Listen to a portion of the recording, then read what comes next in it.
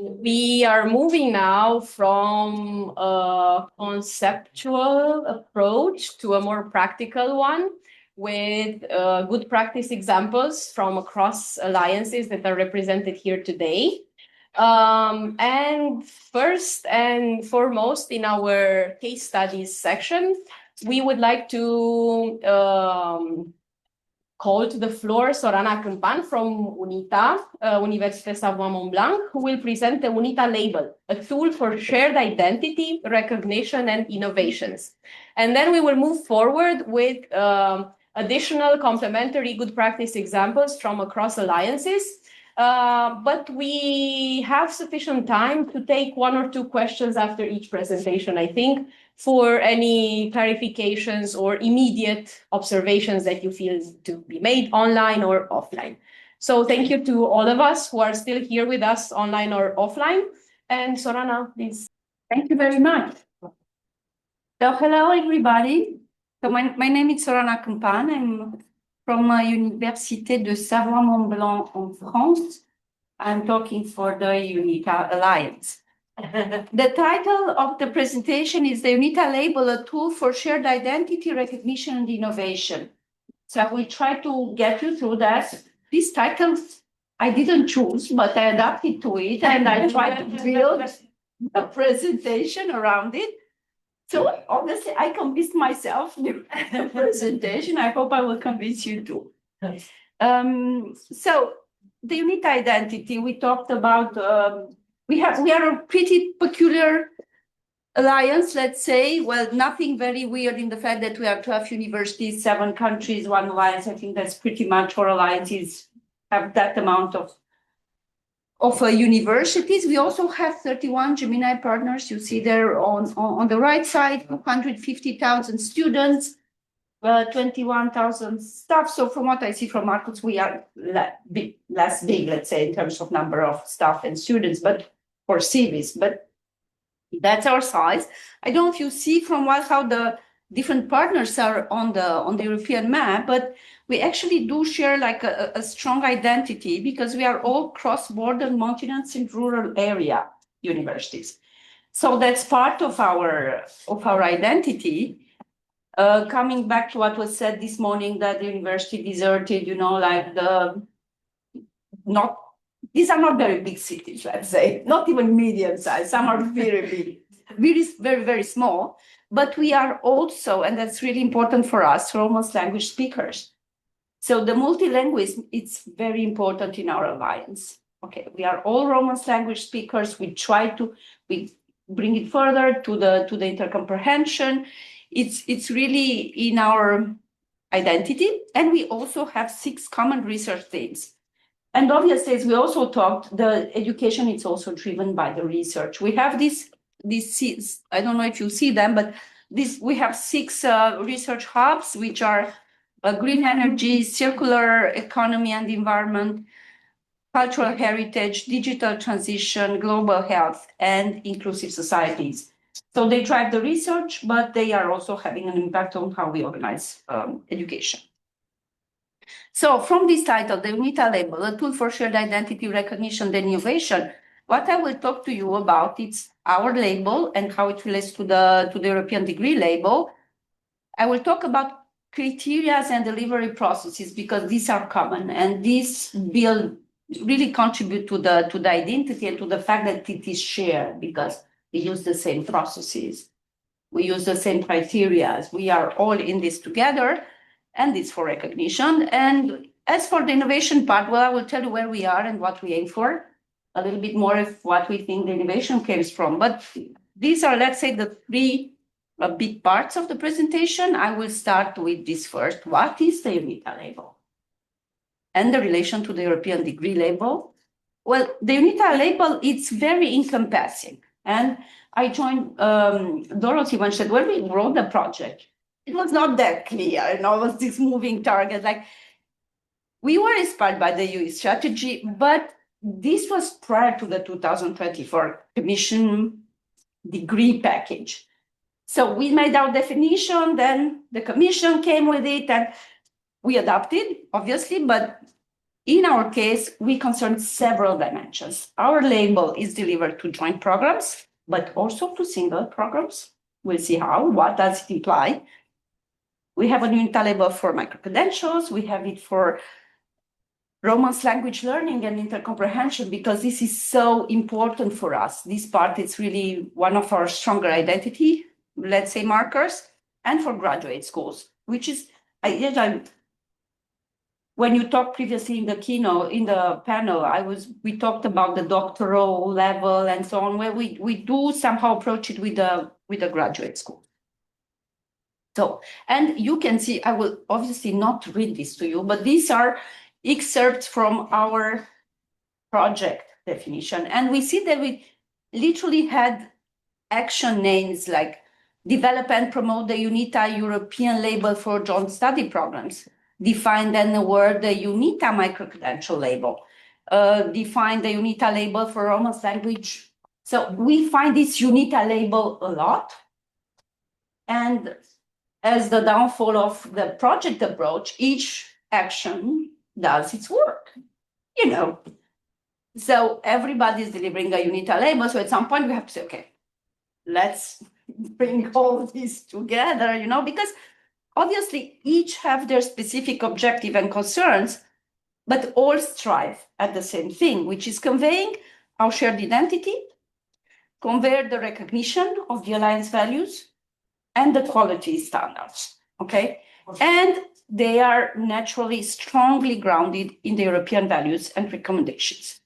So our common view, you'll see this definition is very generic because it is, but this is our, let's say, common view, is that each UNITA label, it's awarded to a learning experience in our sense. So it can be a degree, it can be a micro-credential, it can be a language course or the graduate school. So it's a learning experience, and it recognizes the relevance of that learning experience to our alliance and the adherence to a clearly identified set of criteria, which differ from one to the other, but they are all aligned to the European recommendations and against which the learning experience is evaluated.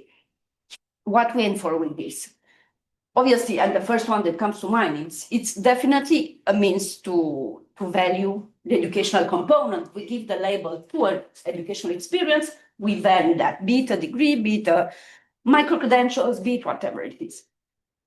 It also provides a large, let's say, recognition frame for the UNITA specificity. Okay, these criteria are aligned with the European ones, but integrate the UNITA identity. I mean, the region needs, the micro-credentials, the research hubs, also our languages, which are very important. I think I'm repeating myself, but they really are very important for us. So all this, obviously, to recognize the fact that our curricula are internationalized, let's say, okay, and they are relevant for our alliance. So this, we hope, boosts the attractivity of our alliance. But also, not only that, for us, it's also a means to value the joint effort. It's not just the result, it's the doing it together for us that counts. People meeting, you know, in matching events, trying to build things together. All that effort, for us, it's also very important, and it fosters the community building. It fosters a sense of belonging to the alliance, a more broad one, let's say, more penetrated into our institutions, and thus it strengthens our alliance foundation. Mm-hmm. Because yes, we have the top part, but the alliance in the end, it's people. It's, you know, everybody in our university. So when my colleagues say, oh, you're from UNITA, I say, no, just like you. You are from UNITA too, you know, we are the same university, you are from UNITA too. It's we are all from UNITA. It's not just me, you know. Yeah. Okay, so common view, common objective, let's say overall. Let's say a little bit more into the path towards the UNITA label definition. So I'll show you a process. I mean, this process is like really basic one. It's criteria definition in the beginning, then the process definition, which means how do we apply? How do we evaluate? Who's awarding? Who's decided? Who's implied? all this, it's important. And then it's the actual doing it, enacting the process, who will take place into it, who's collecting the stuff, who's then, publishing the results. I mean, all these look like trivial things, but this is, the label in action in our lives. This is the generic. This goes like this for each one of our labels, but let me just show you that we support this, how these processes always are supported by our UNITA teams. Okay, UNITA, really invested UNITA members, but also local teams. And we try to really include a lot of high-level decision makers during the process. So we didn't want it to become, oh, you're from UNITA. No, we are all, and the higher definition, the higher decision makers are implied. So this in turn obviously comes that it transforms the way each one of us organizes because of implying everybody, involving everybody. So let me give you an example for the criteria definition. We apply this for both the micro-credentials and the joint programs. We started with a set of criteria, which said proposed by the tasking. Actually, what we did in the tastings was take the European criteria, make some adaptation. I will show you what adaptation we made because we had to adapt some of the things, but we took that. And then we have a board. It's the Board of Education and Pedagogical Innovation, where we have all the vice rectors in education, and they were consulted. And each of them had to give its institution opinion on what's mandatory, what's not. So that was a very interesting process, collecting everything, mitigating the result, try to come with, a common view. So that was really interesting. I will show you what the results were. Then this is the criteria part, but then, and this was mainly done by the UNITA, let's say UNITA teams, UNITA task forces, were the templates for applying the checkboxes, you need the checkboxes at some point, even if you complete them with something else, but you need them. And somebody has to define them and propose them and check that everybody adopts them and all that. Set up the common calendar, set up the wording committee, showcase the results. I mean, all these had to be defined. These were all proposed, as I tell you, by the UNITA task teams. They were involved local services and they are validated by the education board. Okay. This is currently undergoing, so I will show you where we are just now. But before that, I will show you a little bit more on the criteria. So we started with, in the end, neither one of us really went into in this today day on each one of the criteria, but I think you are definitely all familiar with these criteria. What's interesting here is to see, I just zoomed a little bit in the A part because our adaptation was mainly in the A part, in the program organization. Why? Because we wanted really to include in our label, because it's our label and we can do it. We wanted to include all the joint degrees, all the joint programs, sorry, not just the joint degrees. In part because for the moment we just have one project of joint degrees. So there would be, very few programs would be labelized if we just stick to the joint degrees that we have right now. So, and we also, our purpose, as I told you, was really this broad recognition of the alliance. So we wanted to include all the joint programs. We wanted to, like, for instance, the first criteria was to have 2 UNITA higher education. That doesn't mean it has to be full UNITA, but we need to have 2 UNITA partners from 2 different countries. The joint program, but obviously then we had to change, is the award of a joint degree or a multiple degree. And we were not very sure about the joint diploma supplement. So we said there would be something. We called it a parchment for the moment. We'll see exactly what that form will be. But anyway, that's what we decided. And this really allowed us to adapt it. Now, what happened afterwards? We sent a very nice paper, a document, numerical one, where the directors had to choose mandatory, optional, or no opinion. That was because sometimes they were neutral. I don't know what to say about this criteria. I mean, and then we had to work with that. And what we decided that we will only have mandatory something upon each everybody agreed. Okay, so that would be mandatory. The no opinion are not counted. That's why I'm showing you more the percentages than really and what they correspond to than really the actual numbers. For out of the 22 criteria, you see there were some of us were like 91%, like 20 out of 22, everything needs to be mandatory. Some were less. But I say no, for me just 10 should be mandatory, not more. The average was around 68%, but you would say, okay, so then you have 15 common criteria. No, we have 5. Because even though everybody voted for an average of 15, they were not the same. Okay, so they only coincide in 5. Yeah. 5 that are really mandatory, but that doesn't mean that you get the UNITA label with 5 criteria. It means that those cannot not be there. Okay, so these are the 5 with their adaptation. Again, 5 criteria is pretty sensible. I mean, these are things in which you say, come on, you cannot say no, like this is for 2 universities at least, and things like, which look pretty common, let's say. This is what we really converged on.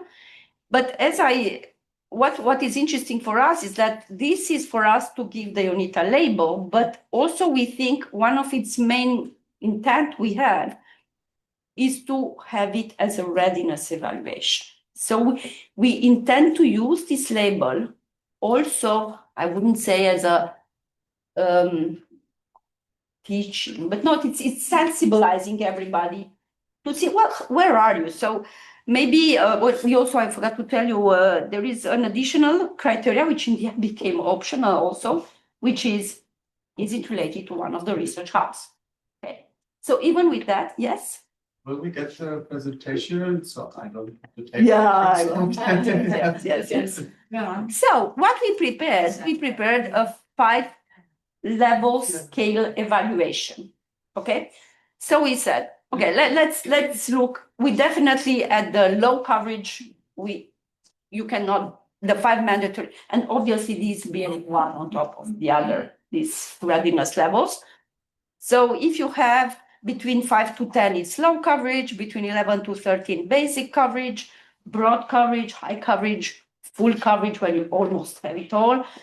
So the idea being that with this, we think it's easier to tell to people, look, you are now you are broad coverage, you're at high coverage. It's so, it's not a lot. I mean, we think it's different psychological than saying you have that many out of that many. So, it's like, it gives you like the sense you can move further. Okay. So where we think we will be with the UNITA label, it's at the coverage, because the average proposed by the vice rector was 15. So it looks somehow coherent. Then maybe locally we will look which one of the criteria really we want. But the idea is this: you need to have the 14 to 16 criteria covered, and obviously the 5 mandatory have to be amongst them. So that's where we are now. We are in the process of doing it. We still this cursor is not very clear if it will be here a little bit. I mean, we do want to give a little bit of flexibility, but that's where we think we will be heading. So we did a very similar thing for micro-credentials. So here it's clearly the goal is to also to prepare for the European degree label.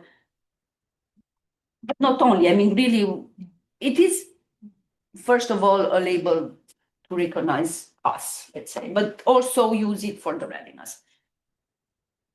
In the UNITA label for micro-credentials, we also had defined the task team prepared a lot of criteria. It's based on the council recommendation in 2022. I will not go through the criteria, but we had them. We went through the same protocols, send them to vice rectors, make them vote, do all that stuff. What's interesting to note, we converge also on 5 criteria, so it looks like it's the magic number, 5 criteria. I don't know if that's how the convergence go or whatever, but the goal of the two is very different. in the case of micro-credentials, our goal was to build a common catalog. So this is given to existing micro-credentials. And we wanted to say, okay, we cannot just merge the entire offer and provide it to the entire alliance.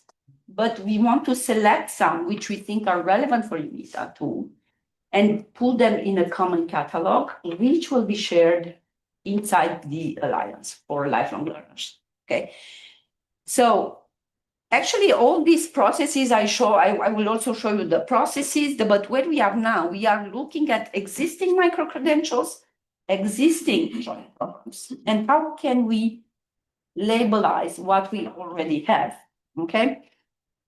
Definitely we wanted to make the process as seamless as possible and offer support that was really, in our head. There were always some common aspects, like what are the protocols? What are the supporting documents? What's the calendar?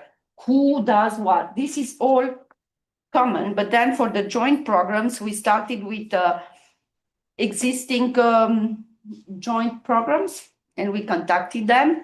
The evaluation, it's done. Like in the case of the joint programs, let's say we have a diploma between USMB and UNITO. The people that will evaluate will not be neither from neither one of us. It should be a different university.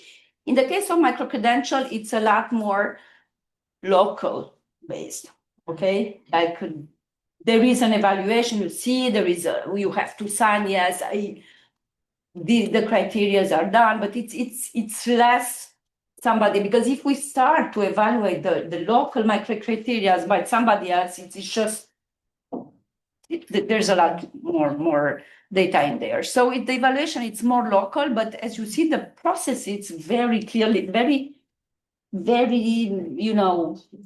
detailed, because we have to rely on the local. We have to be more specific. Okay, so let's look at the joint programs. So we start with identifying and contacting the potential candidates. We compiled the required documents. Then the evaluation is done by an awarding committee. So this goes to the awarding committee, using obviously the criteria we defined. We communicate the results to the applicants. We inform the vice rectors during the steering committee or the board, and we showcase it on the UNITA website, or maybe do an awarding ceremony. Let's see, okay.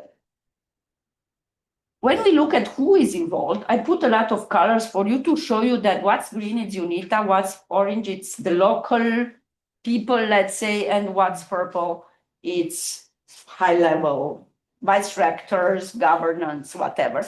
So we already see that this process is actually mixing everybody, okay? So we actually, it's not all the bubbles are not the same. Some are purely UNITA, some are local, but with the help of UNITA. It's where I did some are UNITA, but with governance. But so this really shows that we really mix all these different levels. We are here for the labels. So we've got 18, we had 18 existing double degrees that were contacted. From what Giovanni told me, I don't know, we already collected from 13 or 15 of them. So that's a pretty good, people wanted to respond to this call, but we are in the process of giving that. For the micro-credentials, as I told you, a little bit different. Steps 1 to 3 executed only once. This is to really transform the local processes. Like, for instance, we have each one of us, when you want to accreditate a micro-credential locally, we had to modify those forms to put a box where it says, I'm also asking for the UNITA label.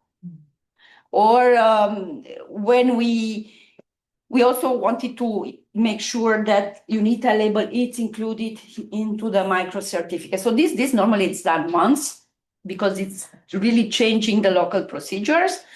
Then the call, it's an open call. So all the time, sometimes from time to time we send a message, but it's continuous call for applications. The first call was for September. I mean, that's what have we ever asked for this. And we had a number of credentials that arrived. So this is the compilation, the internal evaluation with the UNITA label checklist. I put it orange and green because it's people from the lifelong learning, but we have from UNITA, okay? And then there is a signature of the statement of compliance, and this is normally done by the head of lifelong learning. So this has to be, that's the person that says, okay, I do certify this really complies with the criteria. Then everything is submitted to the UNITA office. Normally it should go into the catalog, communication to the coordinators, and informing our vice directors. And then we start again. Okay, so this is like, as I told you, it's open, it's all the time going. Now, in the first iteration, 17 micro-credentials were submitted, they were labelized, but we still waiting for the catalog, which should have. So catalog is complicated because we have a catalog generator and it has to be configured for micro-credentials, and it takes a little bit of time, but it's undergoing and it will come soon. Okay, so where are we and what do we aim for? So as I told you, where we are is that we have the 18 joint programs, the 17 micro-credentials. But there is also a topic I wanted, which is important for us, and these are the single programs. Because the joint programs are very interesting, but they are very few and they concern very few students. We don't have, if we look at the 21,000 students, a very small proportion of them are enrolled into one of the joint programs. So we do have in UNITA something which is called UNITA à la carte, which is one of our, mainstream action, which for me it really democratized the internationalization of curricula. The last number I get this morning from Giovanni, 252 diplomas include UNITA à la carte now in UNITA. So what's UNITA à la carte? When you do UNITA à la carte, it's not just like, okay, so this is just mobility. It's not just mobility, it's really included in the curricula. It's recognized automatically. It's like the curricula are somehow, let's say, adapted. So they have a receptacle for UNITA elements to be plugged in. Let's say this could be generic, like we have a very popular European citizenship course, which honestly, I think every student should do it, but it's not mandatory yet. Not yet. Not yet, but it is there. So this is one way of doing it. So this is one for all. This is, let's say, this very important course. We consider this is important for all our students. It could be the one that's put there, but it could be something really specific to the diploma. And this could employ BIPs, COILs, mobilities. And this is where it gets tricky because you really depend on people handling each one of the curricula to find the activities, to put into those nice, receptacles. And that's why we have events. And that's why we rely, this works well if our catalog is rich. So this is our, let's say, our, I don't know how to say Paris, it's that we prepare and then the catalog is big enough so you can have matching and you can, have this going really. But we also want to do new joint programs, new micro-credentials. We have already joint micro-credentials because we did and we prepare on Romance languages and intercomprehension, for instance, and this could be very easily used around mobility and all that, and because we really want to foster that. But let me just tell that we have one joint bachelor in strategic communication in Romance languages. I will show you a little bit about it. I prepared 2 slides. So the first intake, it's in an advanced design state. Let's say we aim for a first intake on September 2027. So we are preparing the documents for accreditation and all that. We started with the idea of having all of us awarding partners. We are somehow between Arcus and Civis because we have 4 awarding but 6 mobility partners. So we did tap everybody in, but at different levels because it was difficult to advance. It was really difficult to have everybody around the table to set, doing the curricula, to do all those things. And we also plan on having new joint programs. And the strategy we actually now are discussing in our strategy meetings is to aim for at least one joint master per research hub. So this implies, again, the work together with the research. It's easier in masters than in bachelor. And we do plan, we have this ICTU event. ICTU events for us are internationalization of curricula through UNITA. We have the last one, which is planned for this April, but that would be, let's say, not by invitation, but we want to go there with projects already a little bit advanced, give a good boost, let's say, and have them running.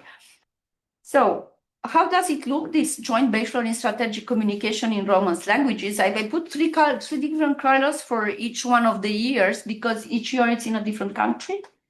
So if you can start either in communication or in management, depending on the country where you start, because some provide communication, some provide management.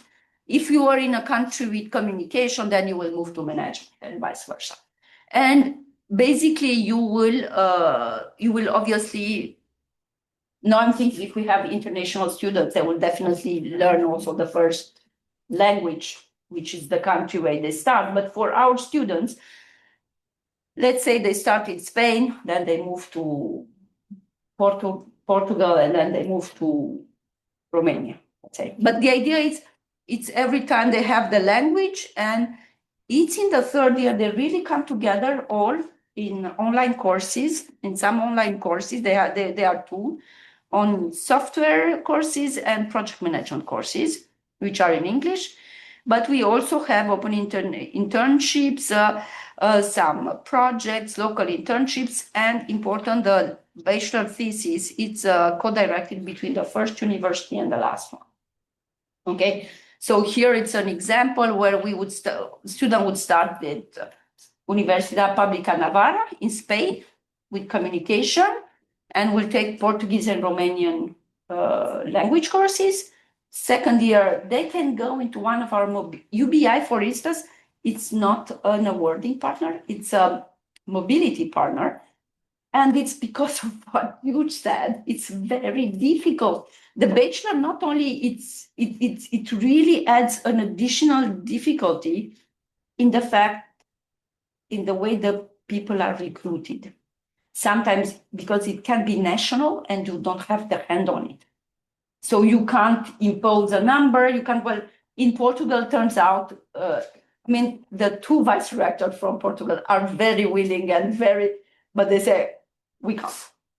Actually, our hands are tied. We cannot join in that way. So they are mobility partners, okay? So this was to show how we move the plan is how the students would move from one university to another. It's ongoing, but honestly, in the beginning, we thought everybody will be awarding, and it's also how many people you have around the table. How do you target all the local, I don't know, CIVIS, how they did. Probably being a master, it's easier, but bachelor, it's really complicated. Okay, so let's talk a little bit about innovation, just to sum up. So the innovation, I think it comes from several sources. It's exploiting the different means. We have to internationalize the curricula. We have integrating the BIPs, the COIS, the virtual mobility, all this, and it's very important for us in the very fabric of our curricula with UNITA à la carte. It's really transformative. And as I think with every innovation, it's coping with constraints. That's why we innovate. When you have constraints, you need to do something to be able to move forward. And these constraints can be time, language. We even had a SPIN project, which is Connect UNITA, and which we really address these specific constraints, but also regulatory ones, as you mentioned, obviously. Also in designing joint degrees, it's aligning the curricula. It's tricky, it's interesting, it's talking, okay, how do we do it? All these triggers innovation, but it's a very polysemic word for me, this innovation. You can put a lot of things behind it, okay? So I think also inspiring each other, because what's not innovation in one university can be in another, because we inspire each other, because we find in our friends, in our colleagues, a way of doing to which we didn't thought of. So that triggers innovation. If it is not broad, it's co-designing, doing things together. That's for me innovating. And it's doing that will build a common destiny, I think. And we also have the chance of being supporting by our UNITA Teaching and Learning Network. This is inside our work package on education, which I call it with Irina Machinga from UVT. We had, for instance, a call for transnational education innovation projects, and now we funded 13 projects. It was really a call in which you need to have 2 or 3 partners from different countries in designing an innovative learning experience. This is also the seed for future collaboration. Maybe it will lead to a BIP. The BIP can lead to a double degree. All this is just moving in that direction. So the first outline, if I have to draw the conclusion on the UNITA label, as I told you, we have a very encompassing approach. It's not just the degrees, it's a lot of other things. But in the case of joint programs, it's based on the criteria. It's a readiness evaluation tool. For the criteria and processes, we have, done all the supportive documents, joint effort, governance involvement, and this is where we are with future degrees yet to come and all this going on and trying to, move. So we also have this picture of let this slide on, it's important. So I don't know if I also have this very nice with the mountains, but I don't know for the questions. Thank you.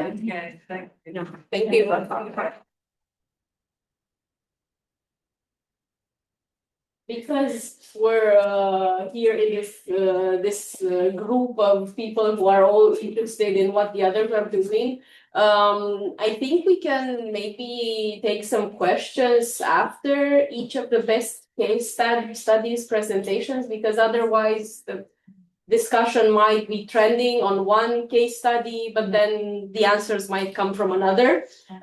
So if you agree, maybe we could just hear from all the 4 presentations on case studies, ranging from micro-credentials, joint degrees, students' involvement, and see at the end, maybe we can actually draw the conclusions together and be flexible as always. What do you think? So I'm sorry, do we get questions now? No. Okay. Yeah. It was not just to me. Sorry. Because it went a bit over time, and we're thinking since everyone is ready to present their case study and everything is a best practice, we can have questions at the end and maybe link. No, if it's best practice, but it's our practice anyways, that's where we are. Yeah. But I particularly wanted to underline the idea of labeling an international learning experience associated with the Alliance. I think that's what stood out from your presentation, that we don't need a degree to call it UNITA. We can have an experience that we call it a UNITA learning experience. I think that's important for the flexibility paradigm we're working in. Okay, so in the spirit of flexibility, we move on to our next speaker, Julian Irlenkauser. I did my best. From Enhance. And Julian has a presentation on micro-credentials and modular pathways in a European context. And I'm sure that it will feed into the previous presentation on joint programs and maybe see how students benefit from them. Thank you. Yeah, just one comment up front. I mean, also the title was given to me. And we could actually also basically interchange because I'm telling you more or less the very same thing, which focus might be a little bit different, but as you will see, I'll speak not only about micro-credentials, but also how they fit into our approach with the enhanced degree label. So it's really, really similar. So yeah, the title is Micro-Credentials and Modular Pathways in a European Context. So I'll just say a few words about Enhance, of course, introduce our nice little alliance. Then I speak about the enhanced education ecosystem, and I think probably all of us have had these discussions on how do we structure education in the alliance and discussing these frameworks and taxonomies and things like that. Yeah, we have come to some conclusions. Some discussions are still ongoing, and I mean, it's always nice to present what you have actually achieved, but what you always leave out is these, I don't know, hours and hours and months of discussions. And we know it's about collaboration, and we also like each other a lot, but we also do fight actually, and it can be quite intense sometimes. But yeah, I can present some successes and some agreements. And then the enhanced degree label, I will also present the current status, and this is really under discussion still. So yeah, I have to add some disclaimers because discussions, they can be quite intensive. So and positions are different. But I will also speak a little bit about this. And I think it's always good to also be honest, not just say everything is shiny and and super nice, but it's also sometimes a little bit difficult. Okay, so just very, very briefly, we are 10 universities of technology. So I think we're one out of, I'm not really sure, 3 alliances that are University of Technology alliances. There's UNITA and there's EUT plus or something. That's the ones I know. It doesn't really matter. So yeah, we're 10 at TU Berlin coordinator. So the operational office is based at TU Berlin. We also have this nice work package and work plan. We're clustered in 3 main clusters. One is innovative organization. We have our cluster on future knowledge, and the One Campus cluster. I think it's quite similar to many alliances. So one is mostly how we organize ourselves. One is mostly about what we want to do content-wise, so to say, future learning, future skills, or just some of the buzzwords in the room. And of course, One Campus is mostly about creating the infrastructure, both administratively as well as technical infrastructure. I'm the education mobility officer at TU Berlin, so I'm mostly home in the One Campus cluster. So education on the one hand, mobility on the other. Also just coming from our IT knowledge hub, so I'm also a little bit in the IT work package. Okay, so our education ecosystem. So we have, after many discussions, structured our education into these 3 different models, how we call them. The Innovative Learning Campus, Enhanced Erasmus, and the Thematic Path. So I will focus a little bit on the Innovative Learning Campus because this is mostly about sharing short-term and virtual learning opportunities. So this is not about students going abroad for semester mobility that lead to micro-credentials, not only to micro-credentials. There are also other ways of certifying these learning opportunities, but the focus is on micro-credentials. So and we have had really long discussions about micro-credentials. What is a micro-credential? And you ask, I mean, if you ask here in the room, probably we could just sit here for a whole day and discuss what is actually a micro-credential. We, in the end, decided that we are not doing micro-credentials. I mean, we're not advertising micro-credentials to our students, to our learners, but we are advertising formats. So we're advertising programs, courses that are summer winter schools or MOOCs or so on and so forth, because for us, a micro-credential is in the end just a certification of a quality assured learning opportunity. So that's a micro-credential. And of course, you could say then, well, I mean, every course from a university, every module from a university is quality assured, has learning outcomes defined. So basically, every university module is a micro-credential. So you could say, or can be transformed into a micro-credential if you enable the university to certify it with a certificate that fulfills the criteria of the European framework or the European approach to micro-credentials. At least that's my understanding. I know I have really discussed this a lot. And I remember a colleague saying, well, no, but a micro-credential, I mean, you have to look into the approach. It has to be meaningful. And then I was like, come on, tell one professor of our university that his course is not meaningful. I mean, what is this definition? I mean, every university course is meaningful. So for me, micro-credential, the whole debate is more about accessibility to these courses. So opening them up to other programs or even to externals / lifelong learners. So this is making the university teaching more accessible outwards the study programs where it's actually based in. And then also about enabling the universities administratively and technically to certify the completion of these learning opportunities. Because a normal university course is not certified in that sense. You can have a transcript of records or you have a certification for the whole program, but not for the course itself. So this is for me what micro-credentials are, and I just wanted to briefly mention it so that we are all on the same page here. I mean, you don't have to agree, but that you know what I'm talking about.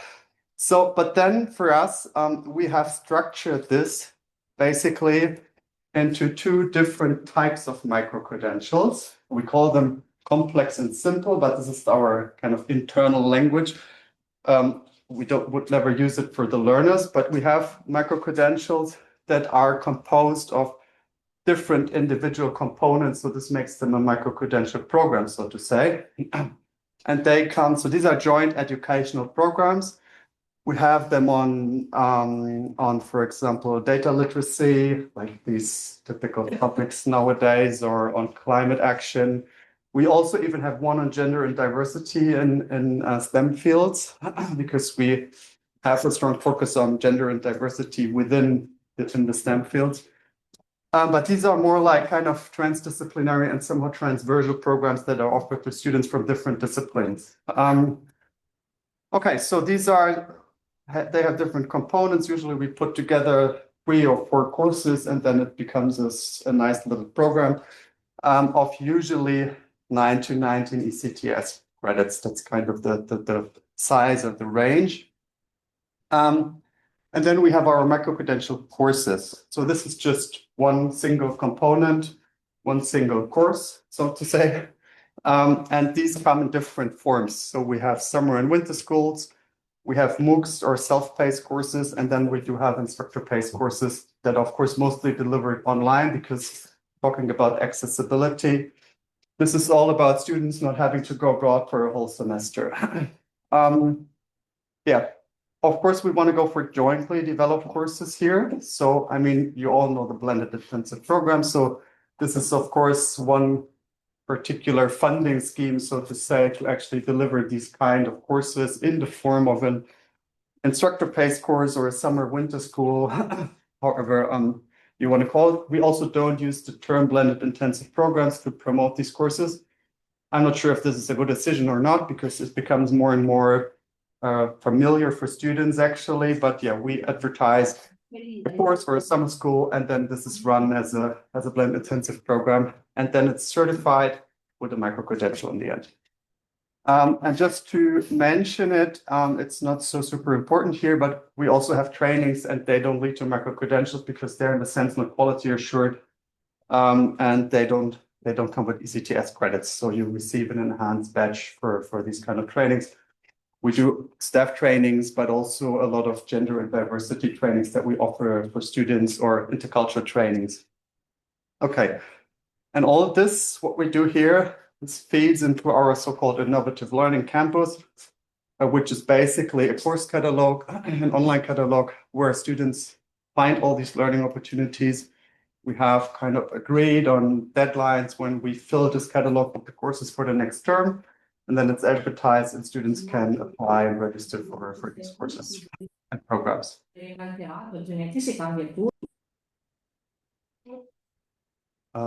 there's a microphone. Maybe there's a microphone. I mean, if it's not happening again, I will just continue, right? Okay. We'll take care of it. And then this model B, the second model, is our what we label as enhanced Erasmus. That's also something we don't advertise it to students. We don't say, hey, you can apply for the enhanced Erasmus program. We just do Erasmus exchanges within the alliance, but we have identified some needs for improving Erasmus, of course. There are some hurdles to it. A very easy way within the alliance to prove it for the students is to increase the number of exchange places that we have. That is quite obvious. So it's easier for the student to get a place at a partner. So this is one thing we do. We're trying to be as open and flexible as possible within the alliance. Of course, this doesn't count for all partners equally. We have ETH Zurich as a partner. And if they would just say, please, yeah, just come all, then everybody would come. and they cannot accommodate all these incoming exchange students. We're working a lot on improving recognition. For me, improving recognition, this is still one of the most crucial parts of actually flexibilizing the curriculum. Because, I mean, for us at TU Berlin, we do have many programs with large elective areas. Of course, this makes everything easy. The Scandinavian partners, they have mobility windows in the third term of the master's programs, 30 credits. You just basically do what you want, and we don't have to discuss recognition. It becomes tricky then when you want to recognize not a full term, but something smaller, then it's such a struggle. So there's things that you can discuss here. We just compiled a report where we used a questionnaire that was developed by the European University Association in a project, Spotlight on Recognition. Perhaps you've heard of this. So we took their self-assessment tool and we self-assessed whole and hands, and then we compiled a report. And now we're trying to foster kind of decentral, commitments for improvement but self-commitments, not opposing something, but that all partners kind of, self-commit to some improvements in this area based on the outcome of this comparative analysis that we did. And then, well, of course, there are other parts of Erasmus at hand, the regular semester exchange being just one of them. There's also kind of this research part of Erasmus, so to say, because you can fund thesis mobilities and you can fund actually internship mobilities, research internships or also practical internships. But we're more focusing here on the research part and trying to establish joint procedures for thesis mobility within Enhance. That's what we do here. And then this is kind of our flagship initiative when it comes to long-term mobility. So and this is perhaps something I forgot to mention. In the very, very beginning, Enhance decided not to do joint degree programs, not to do joint programs at all, basically, in the sense as the Commission defines joint programs. But then we said, okay, we're going to do something different. Otherwise, we might lose the funding. No, but there's reasons why we don't want to do joint programs. We think they're overly bureaucratic. They create a lot of administrative overhead, and they're only there's little demand for it, so to say. That, I mean, this is what we think, but it's also, I mean, we're working with engineering programs a lot, and it's really difficult because, for example, in Spain, we have a Spanish partner, but not only in Spain, but it's regulated professions mostly, and it's really difficult to create joint programs here.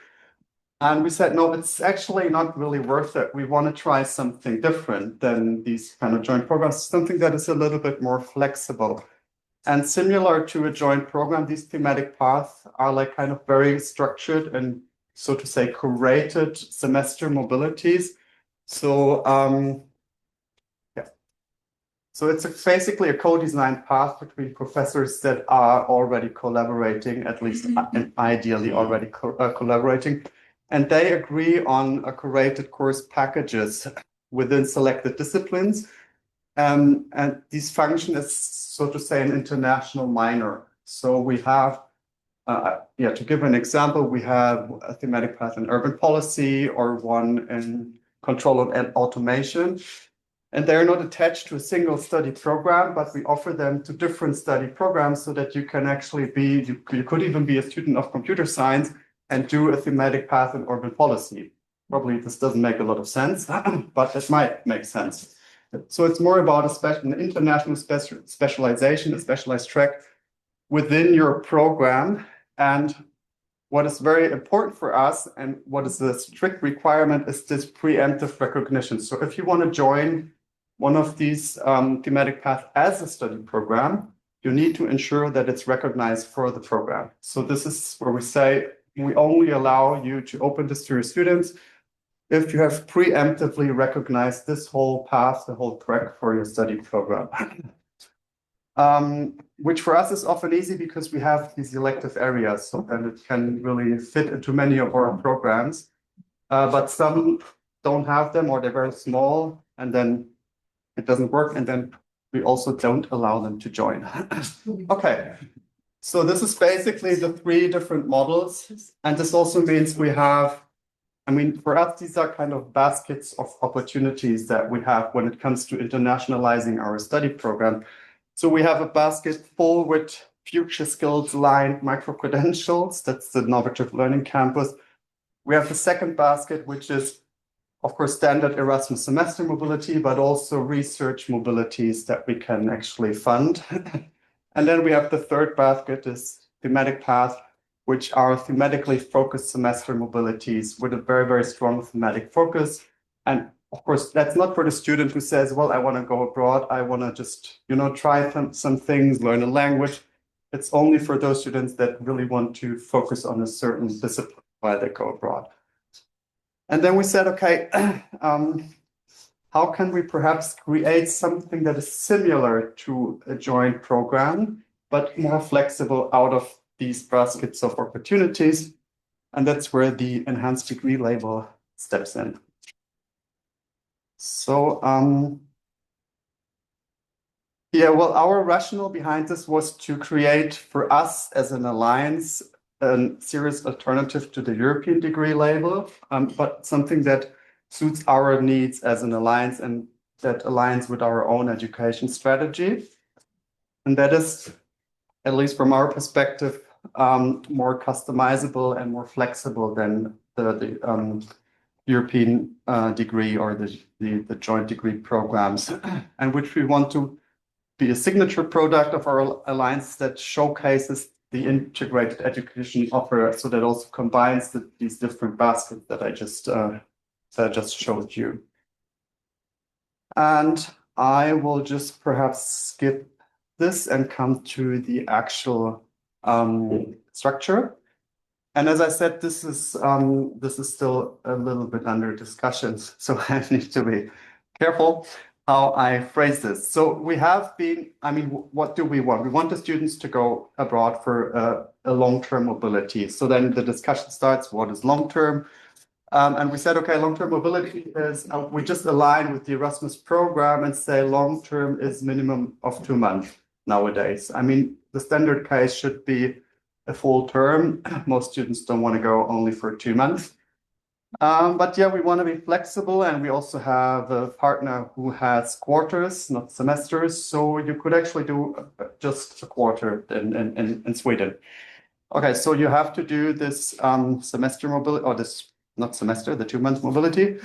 And we said for now, we want to focus on the thematic path. We are discussing, and I think this is one of the most difficult discussions that we're having right now.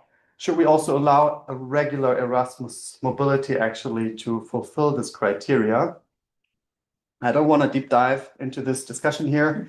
I would say, yes, we want this in the future, but under the requirement has to be that this semester mobility under Erasmus Plus needs to be fully recognized for your degree. And then, then we can open this also to other programs, but this is just my opinion. Then we have this competence-focused micro-credentials as a second component that students can also do. So the mobility, we have this 2-month long-term mobility, but then together with these micro-credentials that we offer in the Innovative Learning Campus, they need to do at least 30 credits in total. So we don't say they have to do 30 credits within their long-term mobility, but the long-term mobility is about being abroad long-term, but it's not about the number of credits you do. But we want to have this deep kind of international experience of at least 30 ECTS credits for a master student. And then the third component is a jointly supervised thesis, which doesn't mean that you have to be abroad for the whole thesis, but you have to have a second supervisor from another enhanced partner.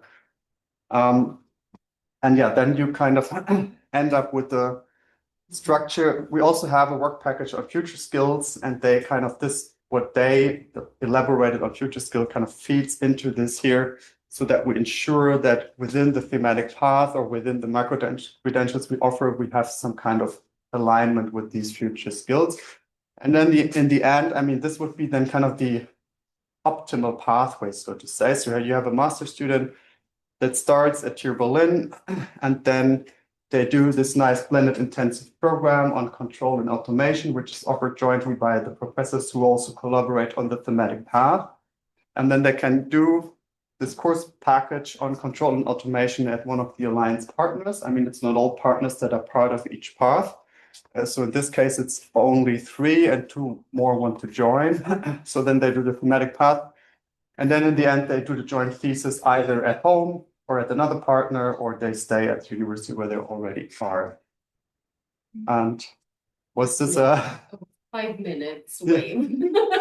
Yeah, no, I'm actually, I tried to be quick, so thank you very much. That was my short presentation. And then, yeah, you said we have the questions then. When Yeah, all at the end. Yes. Yeah, okay. But I particularly, thank you so much. I particularly took a photo of the future skills. Did you look? And it was there. Really, I think that's important to mention. I also appreciated that in line with Sorana's presentation, you also put a strong accent on flexibility and on having your own unique approach to the same issue, because actually this is what drives alliances, trying to build their own approach for the same purpose, offering our students the best possible learning experience with an international touch after all. So we're trying to move forward with our case studies. We still have 2 to go. One of them is student focused, while the other is the master's program from CIVIS focused. And we have a few alliances involved in these presentations. So if you don't mind, I would like to move after having explored these structural modular approaches to the student experience, and invite Eddie Arriaga Flores from ECIU and Julia Rebecca Conte from Civica. These are 2 alliances that have invested a lot in student participation, who are going to speak on student perspectives on transnational learning outcomes, because as we all know, all of this we're doing here is for the students, but it also needs to be with the students. So we need to design these learning experiences, international learning experiences, with the students as well. As you might remember, in our roundtable, it was mentioned quite a few times that we need to keep in mind their current needs, not whatever vision we had or will have at a certain moment in time. We also need to keep in touch and in line with the students' needs. So without further ado, please take the floor. Good afternoon, everyone. Thank you so much once again to the organizers from UNITA and CIVIS for having us today. We are, in fact, the students My name is Rebecca Conte, and my alliance is Civica, but today I'm not here on behalf of Civica, I'm here on behalf of the student-led community of For You For All. The students represent one of the 20 topical groups of For You For All. We don't believe that our community of practice or the project that it represents really needs an introduction. This morning, Olga Vessels, our coordinator, rendered justice to this purpose. But I would like to share some facts about our community of practice For You For All, the general project, not just the student group, by referring to some words that we had the pleasure to hear last week at the Florence European Degree Label Forum, where Beatrix Busse, who's the vice rector at the University of Cologne, as well as the chair of the General Forum For You For All, shared. So within the European University Alliances, 73 European University Alliances, plus 8 Seal of Excellence, we have 306 joint study programs and 104 joint degree programs. This perhaps is something that helps us think in terms of this cooperative mindset. When we look at our single alliances, it might seem a little discouraging sometimes or a little hard to establish these really intricate networks. And that's why the reference to this consortium of alliances is always one where we can get the confidence that we're doing something great, we're moving in the right directions, because these facts and figures testifies to this, and also testify to the fact that the interconnectedness that we are seeking and that we want to pursue with the European degree is one that can be grounded on structures that already exist, networks that are already paved. This is not to deny that there are, of course, additional steps to be taken in this kind of project to Europeanize the higher education sector. There are, of course, but it is to say that alliances and the consortium of alliances are a fundamental leverage to be taken advantage of in this process. So Europeanization of the higher education sector should start from the alliances. I believe I don't need to persuade this crowd much. I've heard this mentioned many times in the plenary sessions and from our speakers, but there are other crowds where sometimes there's more skepticism about whether alliances are the best kind of like stakeholder to involve in these conversations. I really believe they are, because alliances are those structures that best involve students. Of course, we need the integration of the industry professionals, the people that will hire the students that then receive the European degree, but alliances are the starting points. Cooperation, not competition, like we said this morning, between alliances is what should be our starting points. And for us, as students, we believe that this is also made concrete by the duplicity, maybe, of our efforts. One is at the European University Alliance level, and the other is at For You For All level. I believe that the aim is somewhat similar. It's to strengthen the role of student representatives, to make sure that we have data about student representation that doesn't just transcend the university level, but transcends the alliance level as well, and goes into a much wider landscape.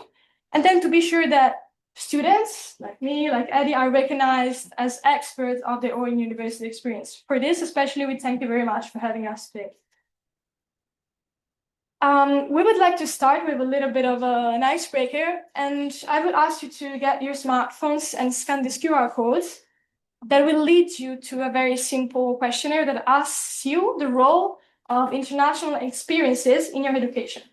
We have a very kind of like varied audience. We have students, we have professionals, alliance coordinators, and for any of you, regardless of the ages, regardless of what stage of your career you are, the code, you should see it at the...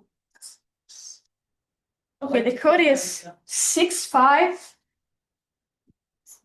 22 82 73. Maybe you can write it in the chat. Yeah, because you are online. Yes. Then you go to the QR code. But it's, so we don't see the. It goes to the pure code. It's open. Oh, maybe it's better to go to Meshki. Yes. And it's the code. Hopefully. No, so I close everything. Then it was Yeah, what? if your This code goes- doesn't work, the website is listed at the bottom of the page.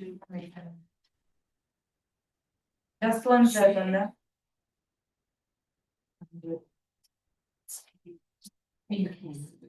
Oh, but it's oh, it's church.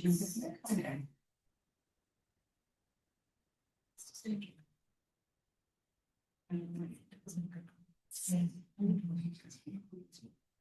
Oh, I have two questions.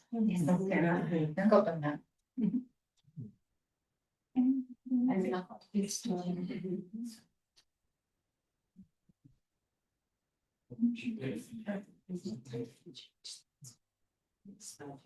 We're starting to collect some data. This is a very simple experience that we wanted to propose because we think that it's from the recognition that, you know, international experience played a large role in our education experience that we want to start our case. The question is as learners or as because yes. I thought as learners. Yeah. Yes. During your studies. During my studies. Yes. I myself, I'm an Italian citizen studying in Vienna. Next semester, I'll be taking an exchange mobility grant to France. So I think I testified this myself. Okay. And we just wanted to use this exercise as kind of like the basis to then ground our argument. Would you like to go? I think I don't need to tell this crowd again about the opportunities that the European degree brings with itself. The most important thing is that for students, having this international experience at the moment is very valuable, especially in a more globalized world. Every day, it's more important to be internationally connected, to have these international experiences, intercultural competences. They are incredibly valuable, especially moving forward for employers. They will be very important. For those who are volunteers at different organizations, they will be very important. As in, like I said, in an increasingly globalized world, we need the skills. We need to equip future generations with the skills because this is now, it's no longer acceptable, for example, for one person to only speak one language. It is very uncommon. It's becoming even more uncommon as more as our community, for example, in the European Union enlarges, we need to still keep communicating with each other. Education has the responsibility, I would say, to build the future generations in order to be to represent the values of Europe, to show unitedness, and we cannot do this without these international experiences. It's one thing to hear about the diversity and the unity of Europe. It's a very, very different thing to actually experience it firsthand, and a very good experience to have is during your studies, for example. At the moment, it's quite difficult, I wouldn't say difficult, but not everyone has the opportunity to go on an international experience. On an Erasmus semester, for example, we have quite a few, and this is diversifying as well. We have more blended intensive programs, which open the door to a lot more different students to participate in international experiences.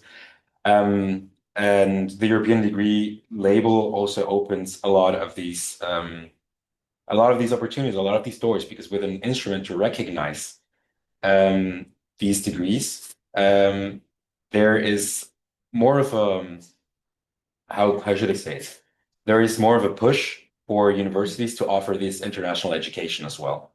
So it is for students, and like I said, future generations, students of today are going to be the researchers of tomorrow, the professionals of tomorrow. And it is really important that we keep offering these international experiences. I would say that, like I said before, students are very excited. The European degree label and its criteria aim for a better integration of the different, for example, the diploma supplement within the European degree must be issued jointly. This is amazing for the translation, basically, of these different the different education systems that we have within Europe. For students, there are a couple of varying opinions, for example. Some of them are quite critical, some of them are quite excited. Within the same organizations, there's not a single one unified position because this conversation gives rise to a lot of other different questions, like how do we make higher education inclusive? How do we ensure that everyone has access to these types of programs? That is not just those who can pay for more who are actually participating. How do we ensure that these international experiences are actually valuable, they're actually international, that you're actually integrating into the place where you're coming? So, for example, from the European Students' Union, there's a very hard focus on that when the European degree label and the European degree come, that they are inclusive, they are accessible to all students, that it is not just for a select few, but that it is open. For Erasmus Student Network, it's similar. They say that the European degree label and the European degree must provide these valuable international experiences. There's a bit of a criticism as well from both parties about the term virtual mobility. These virtual mobilities don't really offer, or virtual learning opportunities, better said, don't really offer the real experience of being abroad, of meeting other people, or having to engage face to face with other cultures, which is something that we need to be faced with in order to be equipped with certain skills that we just cannot learn in the classroom. And for the European Student Assembly, there's a high wish from students working in different policy, different experts, very much so, to make these higher education institutions more aligned, more harmonized, which I know is not the wish of the European Union, that's very clear, but for students, especially, like I said, in a more integrated Europe every day, and that we hope remains like that. Young people really want the European Union to remain strong, to become more united, to become more harmonized. It is very important that we work towards, like I said, bringing each other close, bringing our systems to a point where one is recognized by the other, which is currently not the case, especially in very highly specialized professions. And this is very important. This is a bigger opportunity of how we can revolutionize the European higher education area. Yeah, so it was, for now, it is Erasmus Mundus, what I would say is the predecessor of the European degree label and the European degree. Like I was saying before, the Erasmus Mundus does not really reach its the full potential of what the European degree should. Some of the shortcomings are those that I mentioned before. They're not necessarily inclusive. They're quite expensive. People from a couple of countries even say, I don't really need to participate in an Erasmus Mundus program because it's less expensive for me to study in my home country and go in Erasmus, especially if you're doing a master's degree, go abroad for a year, and then you pay less than you would for one of these programs. Even if you get one of the scholarships, it's still quite difficult to participate in these programs. And this is one of the bigger shortcomings. There's not a lot of, since it relies very heavily on European funding, they're also very prone to disappearing. And this is the case for a lot of study programs. This gives insecurity to a lot of students that, for example, if they take for one or the other reason somewhat longer to study, you never know when there's going to be an emergency, your family that you may need to take care of. And without this sustainability, without this actual assurance that you will be able to complete this program, or that you may even come back to it later, then it is not really, some people are scared about this. And the European degree label and the European degree address this specifically because it's an instrument, like I said before, to actually, for national agencies to move towards a common standard, to actually make it easier to issue these joint degrees, to build these joint programs with each other, collaborate. And I think European University Alliances especially are a very important instrument in order to build these programs because we've already figured out how to work with each other. What do we want educationally? And then it's easier to build on top of this base than it is to start completely from zero. Obviously, this should not be just closed off to European University Alliances. It is expensive to be a European University Alliance for a lot of institutions. But it's still important that European University Alliances are well integrated into this process, into the formation, and to what is going to come in the next couple of years. These pilot projects that we're all collectively very involved because we have the expertise. We've built this expertise in the past couple of years on how to work with each other, how to offer education jointly, and it's So Very forward looking. Very forward-looking. So, like I said, there are already a couple of criticisms about like coming from different organizations about the European degree and the European degree label. One of the bigger criticisms is the fear of students that if they don't participate in a European degree labeled program, that their education will be seen as less valuable than it is today. There's a couple of tools that we already have that the European degree definitely should take advantage of. For example, within the criteria, it is mentioned that European quality assurance agencies should be tasked with the quality assurance of the programs. But there are many other different tools that we have that have been developed since Bologna almost 30 years ago. That are not explicitly mentioned, for example, in these criteria. For example, the Europass is a tool that allows us to, within a European framework, assign skills and learning outcomes to different courses. This should be a natural given partner, so to say, to the European degree.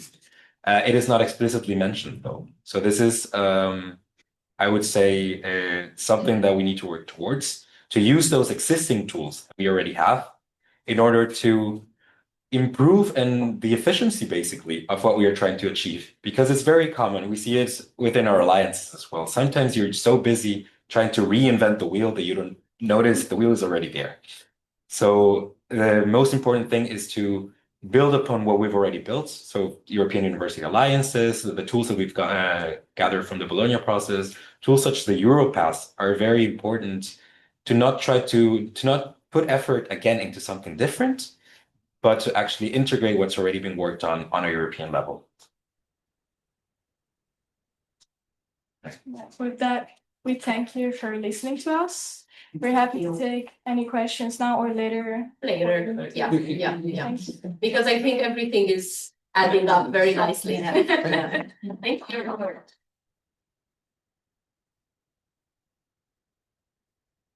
I think one of the easiest jobs today was mine, because you all seem to have organized your presentations and interventions very complementary to the previous one.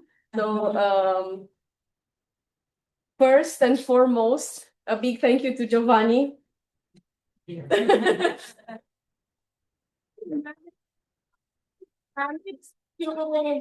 To organize the IT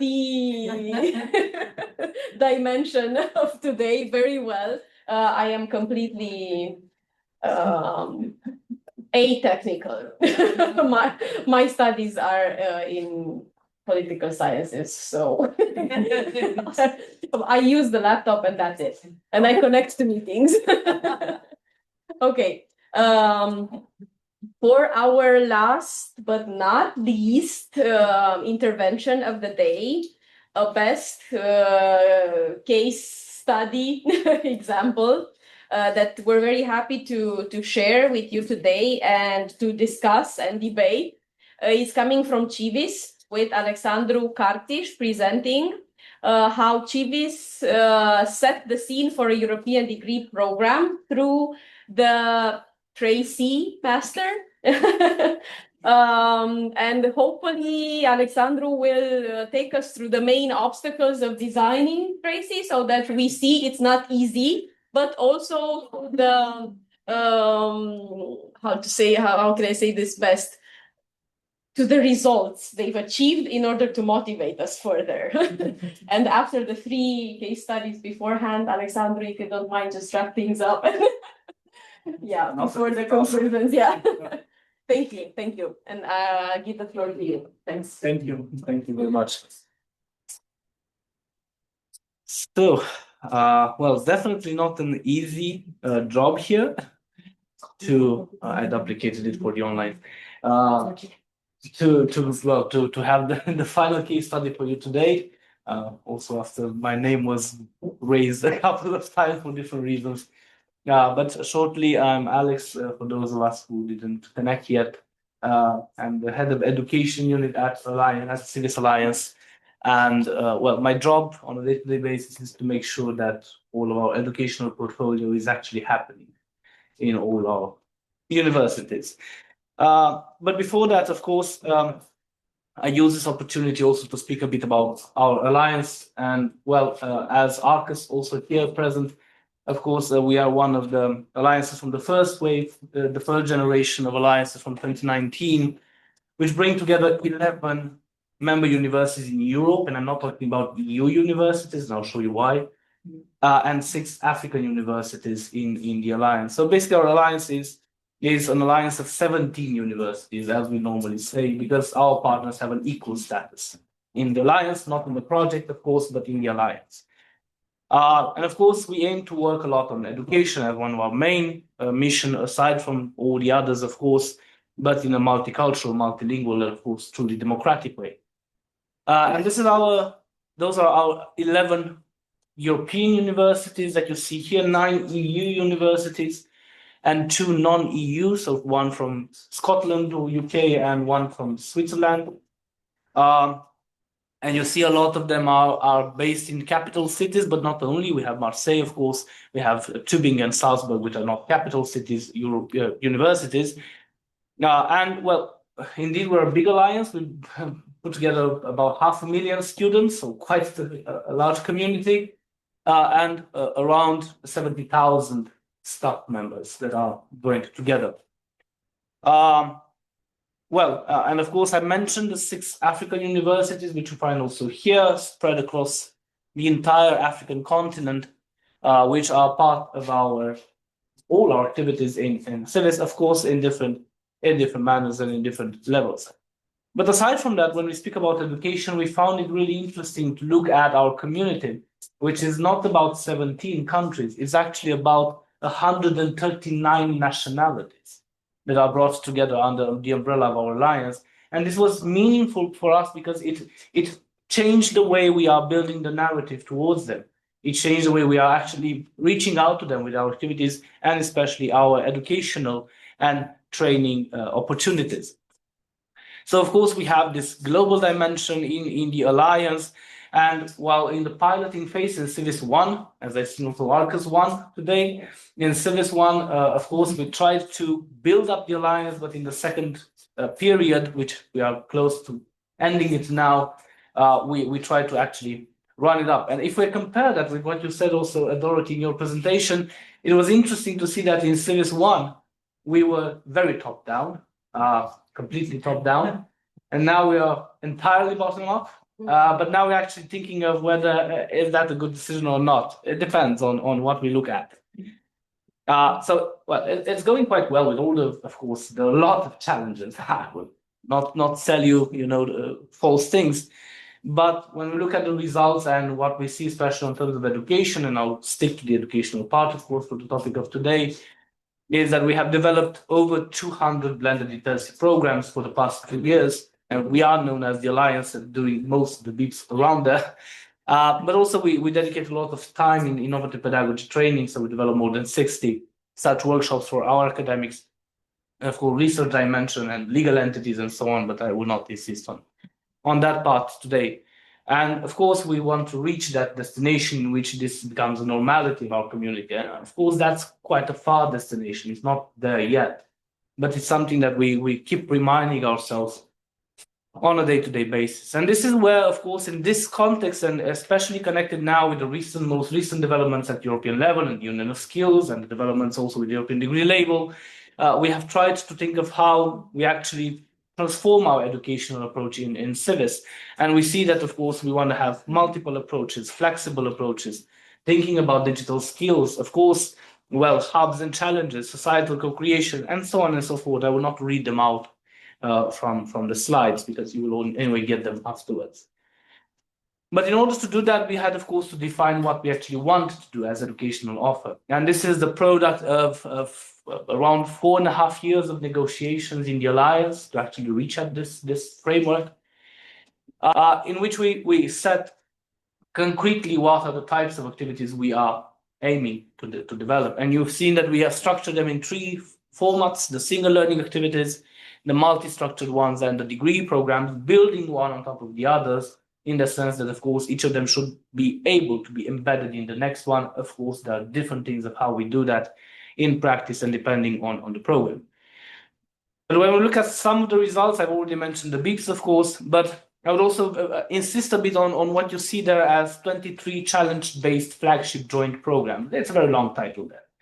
But basically what's inside those 22 streams is, well, we have already around 11 degree programs at bachelor, master, and doctoral level, some up and running. I'll show you some master programs, some which are in different development phases, but we also have micro-credentials, COILs, and MOOCs and online courses as well.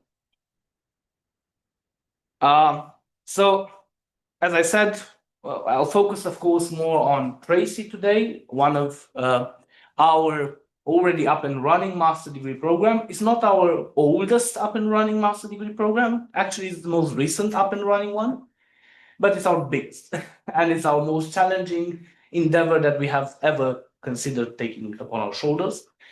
But aside from that, we have two other master degree programs which are up and running for a couple of years now. The South European Studies, which has been a previous Erasmus Mundus program, which has been completely transformed under the Alliance, and a master program in Paleolithic archaeology, which is running already for 4 years.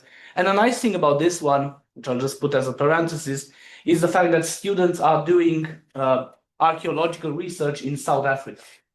So this is how we also integrate our African universities. That's the W in the title, actually. Yeah, over there. So I'll stick to the main part of the presentation, so jumping right in that. And that's, of course, the Tracy Master Program, which is, and you see here already a bit of a graphical design that talks about the philosophy and the logic behind it, and I'll explain why is that.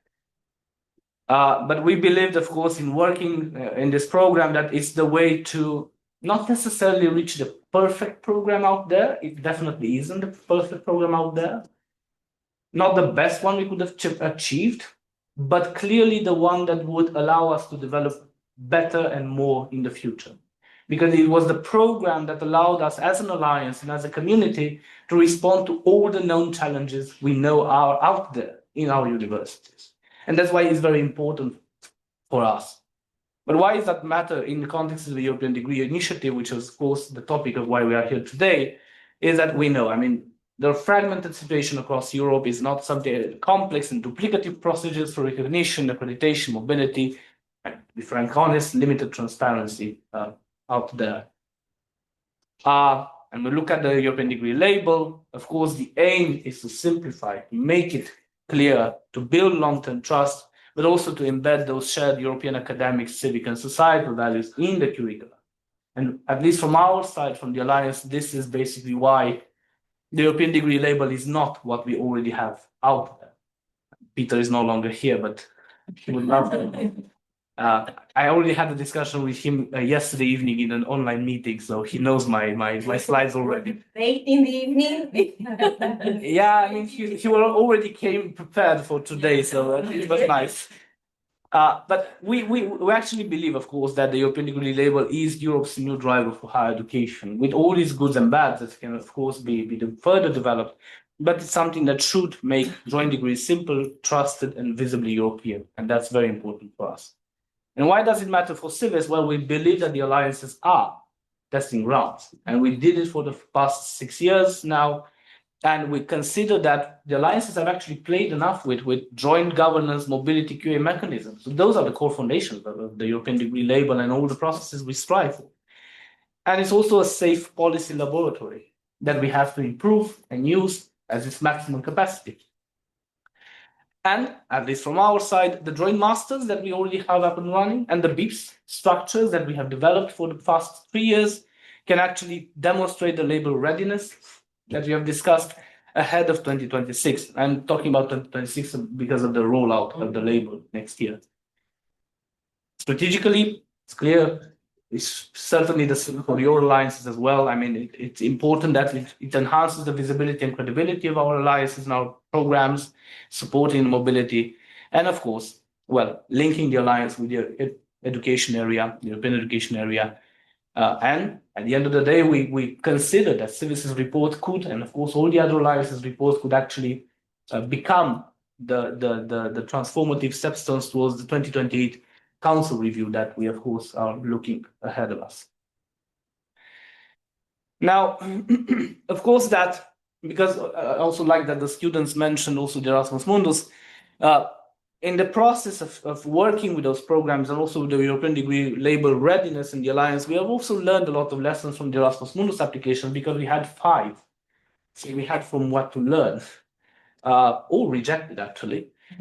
So there's a lot of lessons to learn. But what we learned looking at them and all the evaluations and what we did is that sustainability is key. And this is quite an interesting thing. What we actually learned, and it was my job directly to actually draw those lessons for the entire Alliance, is that I found out that Erasmus Mundus now is something like, well, tell us you don't need us, and then we will give you the money, which is weird. But this is how it looks like. They actually ask you not to need them. Yeah. And that's what we learned. Clearly, we need to be more innovative and more bold. And that's why Tracy is important for us because it's very bold. You will see why. Jointness in all the dimensions. Another non-English word, jointness, like persuasivity, Professor Romita mentioned. But it's all everywhere. I mean, jointness is in all the documents. Yeah. You know, but it doesn't exist in any Oxford dictionary. and it's fascinating. But it actually allows us to look at the ambition. And for us, it was, of course, very meaningful. And well, interdisciplinarity or disciplinarity or transdisciplinarity in the evolution. So this is Trace in a graphical manner. You already seen some flows. You don't understand much of it, but I'll try to explain it as much as possible. So of course, Tracy, in short, is a master program in climate, environment, and energy. And this is because one of our 5 main challenges in CIVIS is to address the issues of climate, environment, and energy at a transnational level. So, of course, this is a curricular model of the Alliance in a graphical, very nice graphical manner. I also show you the study tracks in more detail. But the idea is that all the students start together in a single joint learning experience. That is in a single place in the coordinating university, which is Stockholm University in Sweden. I'm pushing this emphasis on Sweden. For those engaged in policy, know why. Yes. And afterwards, students follow their learning journeys divided on 9 study tracks. Now, of course, 3 of them are not yet opened. They will be open. They are open now for promotion and for applications, but they are starting next year, actually. So we had 6, and we have 6 study tracks up and running in this master program. And they do this for the 2nd and 3rd semester. And then the 4th semester, they are, of course, in each individual universities, again, split it in 9 study tracks. But what's important is that the thesis is both co-supervised, but it's co-handled and governed by a joint thesis committee at program level. So the universities don't actually decide on themselves. It's, again, joint at program level.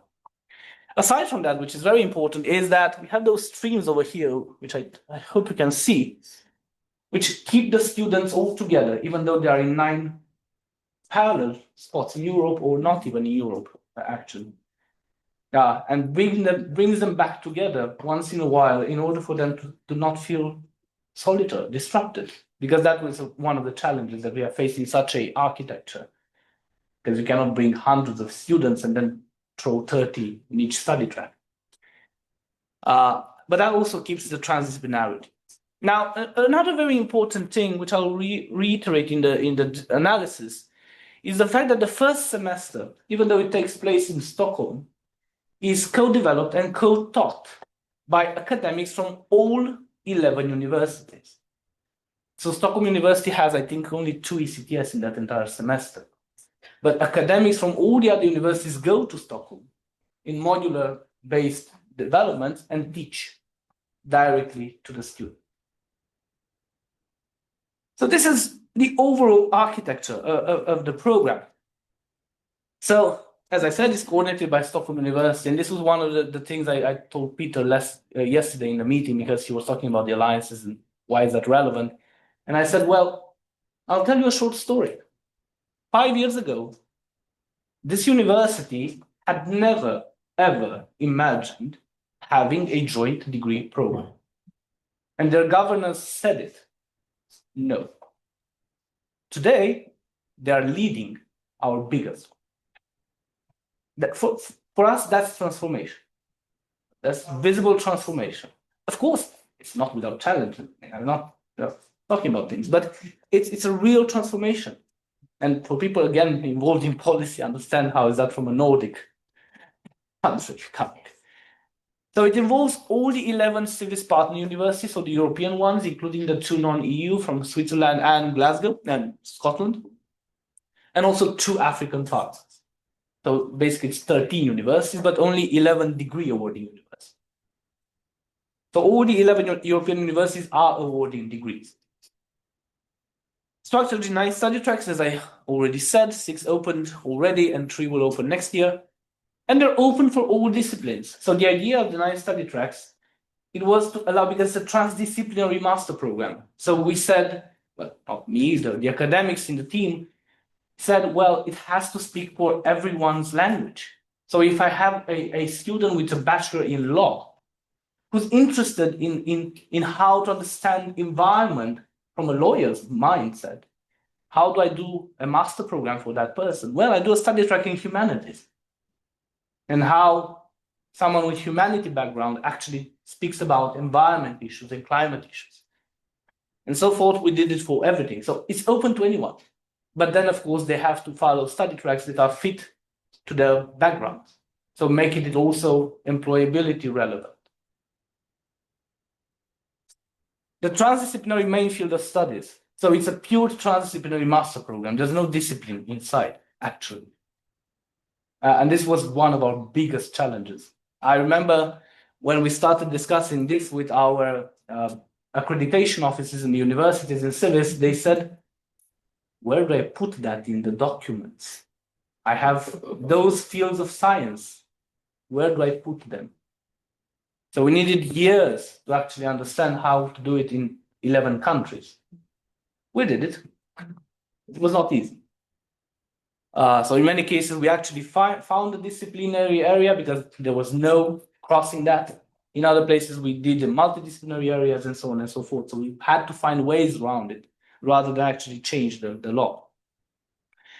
I already mentioned this, that it's entirely co-developed and co-taught by the academics.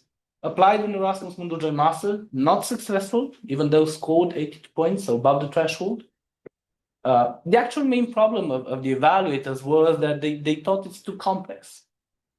That was the main problem of the evaluator. It's too complex. You can't actually do this. And it's under accreditation by the European approach. It was accredited by NVAO. I was happy to see Mark Fredericks here because he was one of the coordinators of the process. And we had joint admission managed, again, please look at that, through the Swedish national system. And you cannot imagine how efficient that was. I was surprised when I started the discussion with them and they showed me the platform.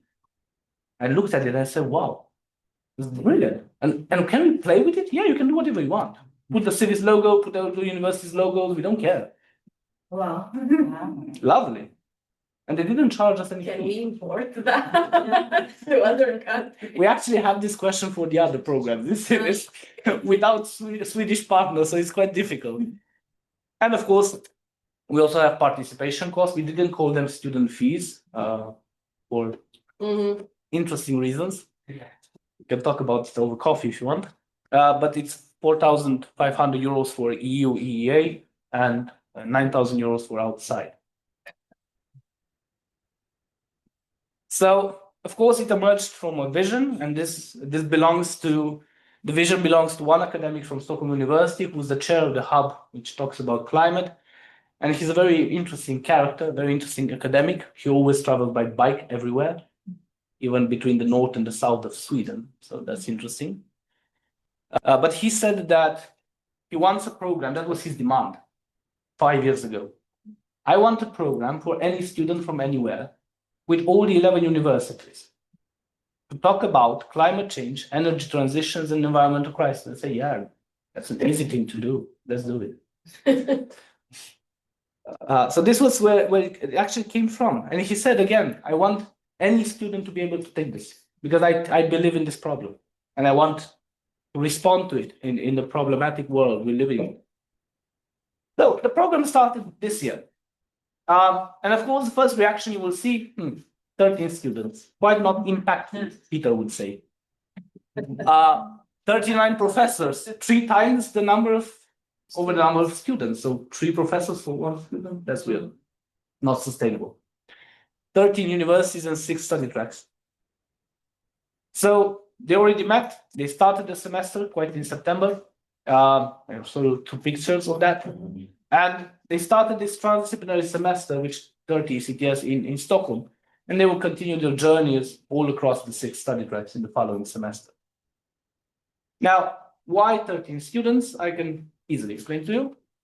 We actually managed to put this in place in February this year. So we had to make a decision. Are we actually keeping our promise and we open it for applications, or we are postponing it for 2026? And then we said, well, we promised we will launch it in 2025. Let's do it. So even though we opened the application in 17th of February and closed the application on the 18th of March, 1 month application period, we had 185 applications, which were thoroughly selected by the admission and selection committee at program level, and they decided to admit only 13. I don't want to enter the details of why they did this, but this is why. And of course, now we opened already the application in October, so we have an entire year to do that. But of course, we had also visa problems for the non-EU students that had to be rejected because of that. We had many problems which are not about the quality of the student, but the logistical things behind it. But we knew this. We took this as something that we would take on our responsibilities. We said, okay, let's start with all those possible things that might go wrong. So we ended up with these 13 wonderful students you see here from all across the world: South America, Asia, North America, Africa, Europe, from different places. And I'm not sure if it works.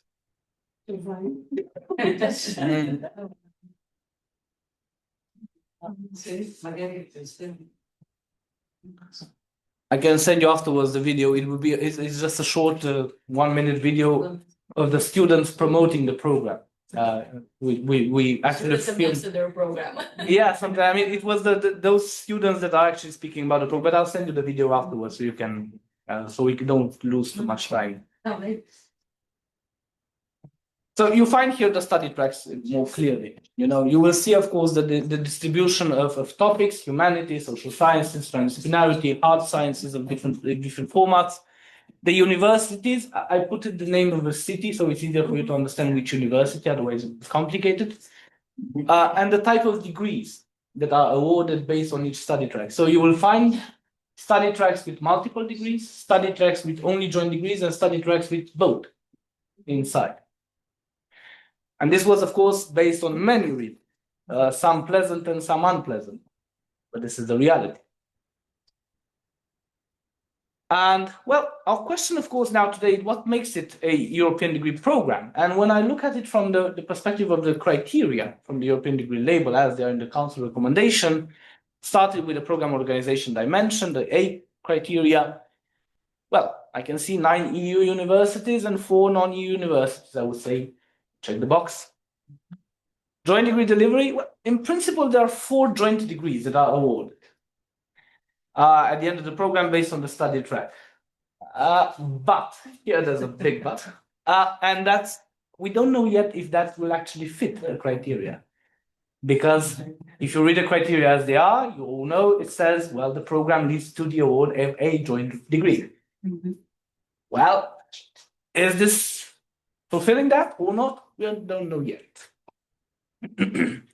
Join us across all program components, clearly yes. We have joint admission, joint financial model, joint selection, joint evaluation, joint defense committee, joint quality assurance, name it. We needed 3 years to fight over jointness, so we made sure we have jointness in everything. And of course, it was accredited by a European approach, and it also has a joint internal quality assurance process at program level. So you have a full system for that. Graduate tracking, well, the program is just launched. We don't have graduates to track. We do have them in planning the graduate system, but we need to have graduates first. So that's also something we don't know if it fulfills the criteria or not. In principle, it would. Let's see. Student-centered learning, yes. We actually made sure, this, because we have a CIVIS student council, which is elected by the entire community, and they are mandatory part of the program board of all our CIVIS programs. So this is something we did push quite a lot, and we actually, sorry, have a rector's decision on that. So all CIVIS program must have the CIVIS Student Council, at least 2 representatives in all decision-making process, and they are voting. So it's quite interesting. Transnational campus, well, it's a joint program. Students are admitted, enrolled, and registered in all the universities of the study track. So they have access to all the services wherever they are. And that's something, of course, needed lots of negotiations to do that, but we actually managed that. Skill mobility, well, at least 3 semesters in 3 different countries per study track. So we're above a bit of criteria over there.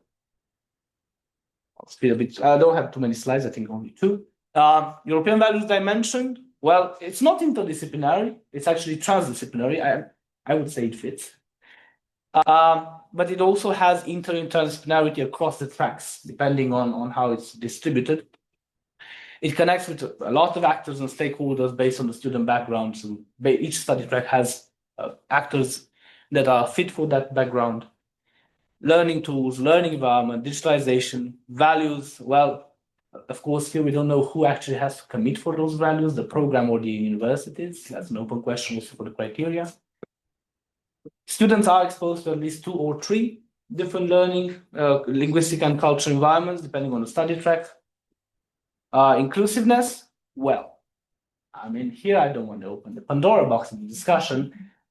Well, it's a reality at the mission level. I mean, the program speaks about the inclusiveness, but I have to be realistic about this. How do we actually do inclusiveness in a competitive environment? Sorry. I mean, it was mentioned also today about Erasmus Mundus.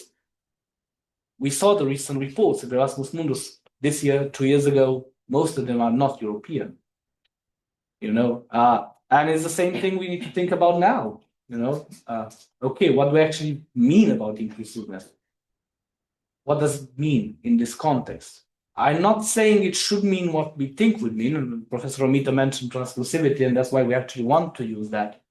Is because it has to be a bit transformed from the very fundamental concept of inclusiveness, which must remain, but it has to be redefined in this new context, which doesn't fit, from our point of view, at least. And well, the program is about it, so I would say it fits. I don't want to insist too much on that. So some final thoughts. And so following this assessment, I mean, our question is, you know, is Tracy already fit for the open degree label? Well, there are many, it depends from our point of view. And of course, the first thing, it depends on how the criteria will be operationalized, assessed in terms of indicators, levels of compliance and processes. Of course, I'm a bit biased on that, Dorothy knows better. But well, it depends a lot on that, because as you said, as you've seen in the criteria and assessment, we don't have the response to all of them yet. And the colleagues, the students' colleagues mentioned this already. It depends on how we balance it with existing highly competitive tools, such as Erasmus Mundus. And I'm sorry to say that, but Erasmus Mundus is a highly competitive tool. That's what it is. And I've seen it in the lessons learned. It's actually about a huge competition between programs out there. It's not about developing qualitative programs any longer. It depends on how sustainable and attractive the European degree label can become, on top of where the program is already standing. And the program is already sustainable in itself. We have a very good rough financial model that sustains the program. So is the ideal supporting the sustainability, enhancing it or not? We don't know yet. And it depends on how the alliances will be further supported to innovate and push for complex, bold, and challenging programs such as this one. Because it's not a simple one. We will not do another one in the next 5 years, definitely. Probably in the next six one, I don't know. Because all the other ones we are now working are having maximum 5 or 6 degree awarding universities, not more than that. But still, do we want to push for things like that? That was our aim, to actually test our limits with such a program. That's why we did it, as I said. We know for sure that our program aims to be a strong, relevant, meaningful European learning journey for a challenging world, because this is how we see it. And I would say that an image makes more than 1,000 slides. And those are our students and some of the academics on the opening day of the program in September. They actually started with canoes. So yeah, to open a program. yes, indeed, sustainable one. So yeah, thank you very much. Thank you.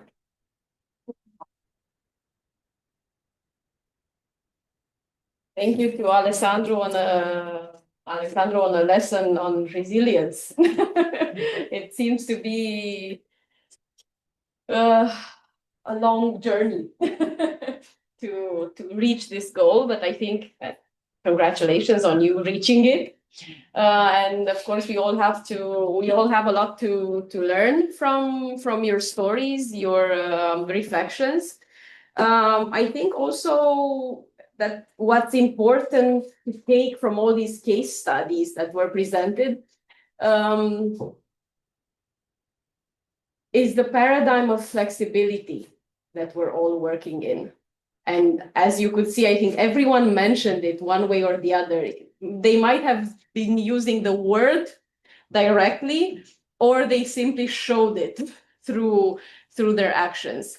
Because I don't see any other way of delivering a European degree label without flexibility in international cooperation, without being open to the fact that we are not there yet, where all the states are at the same level of implementing certain principles, but we are able to push through these alliances for flexibilizing national approaches to these types of programs. I think that in the morning session, Patricia mentioned this, that through the alliances, we can actually initiate some flexibilization at state level. So this is not only our journey, it's our responsibility to initiate other types of journeys. I leave the floor open for questions from the audience online or offline. I'm also going to check the chat and see if anything comes up from the room, if there are any questions for our speakers, case study speakers. Yes, please. I'm Bruno from the University of Leiria in New York, Portugal.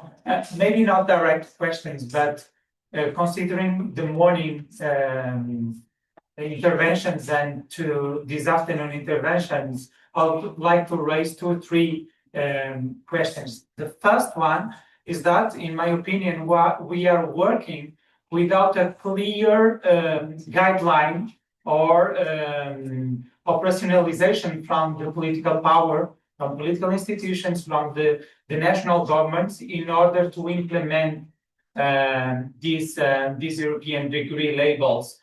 So we are pushing, we are working, but in several moments we deal with these technical questions, and we face that in UNITA with the bachelor common degree, when we faced that UPI could not join at the same level as the other institutions. The second is a more identity issue. We are building these European degrees programs, conceding, in my opinion, that English is the language of these degrees, or the majority of these degrees. And languages is identity, but it's also an instrument to produce knowledge. And the heritage, the tradition, the history is very relevant in order to research. So I'm a little bit concerned with the amount of degrees and courses and programs that will be developed and the percentage of these degrees that will not be taught in English. And that is a more identity issue. And the last one is connected with the last two interventions. Because when I saw the prices for this TRACE program, of course, we are creating a gap between, in my opinion, the average student that can afford this opportunity and an elite that will enroll these courses, 4,500, 9,000, when we have the bachelor fees in Portugal are 700 euros per year to study in a bachelor degree. And we had a proposal rejected in the parliament this week to increase 13 euros per year, and the parliament rejected. And the students' association start pushing also for that rejection, and we're talking about 13 euros per year. So my main concern, okay, we can move forward, but we need to have that political support in order to achieve the equal opportunities for all. If not, we are creating very good programs. Probably, I would not say competing with the Anglo-Saxon world in this kind of offer, but excluding more than 90% of our European university students. So I'm not criticizing the amount. I know that to have 39 professors in different realities, it costs that or more, but we need other kind of institutional support in order to promote these equal issues. So it was not direct questions, but I would like to raise this at least three topics to the table. Thank you for these observations, very valuable and very pertinent to our struggles here to reach a result that is accessible and at the same time excellent, and trying to intersect all of these ambitions and to understand that the readiness in some areas related to our institutions might not be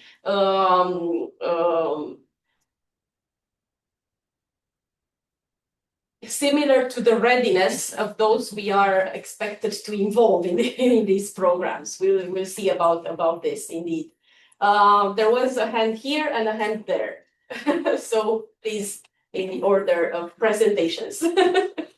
Yes, one general comment. I mean, with the Tracy program, I mean, it looks super nice. The graphics are super nice. But yeah, I mean, this 30 students to 39 professors, exactly my concern that the amount of resources we're putting into this initiative. I mean, also in times, at least at German universities, where we're struggling with immense budget cuts, we're really having problems to run our regular programs.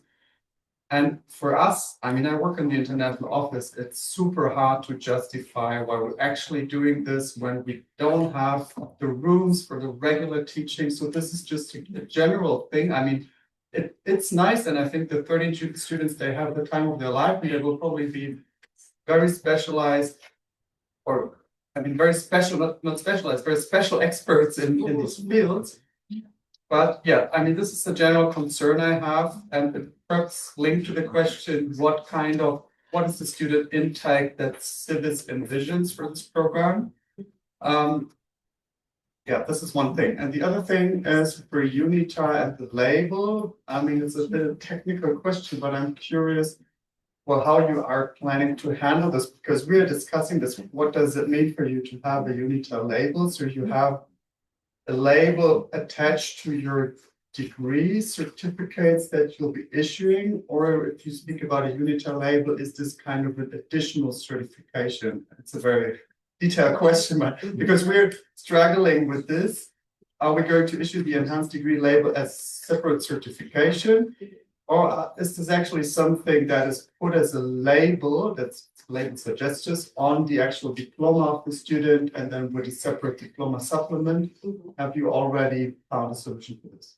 Okay, so first Alexandru for the first question, and then Sorana for the second. I'll also jump a bit to the comment of the colleague. Yes, before. please. It's linked also with the student detail in a bit.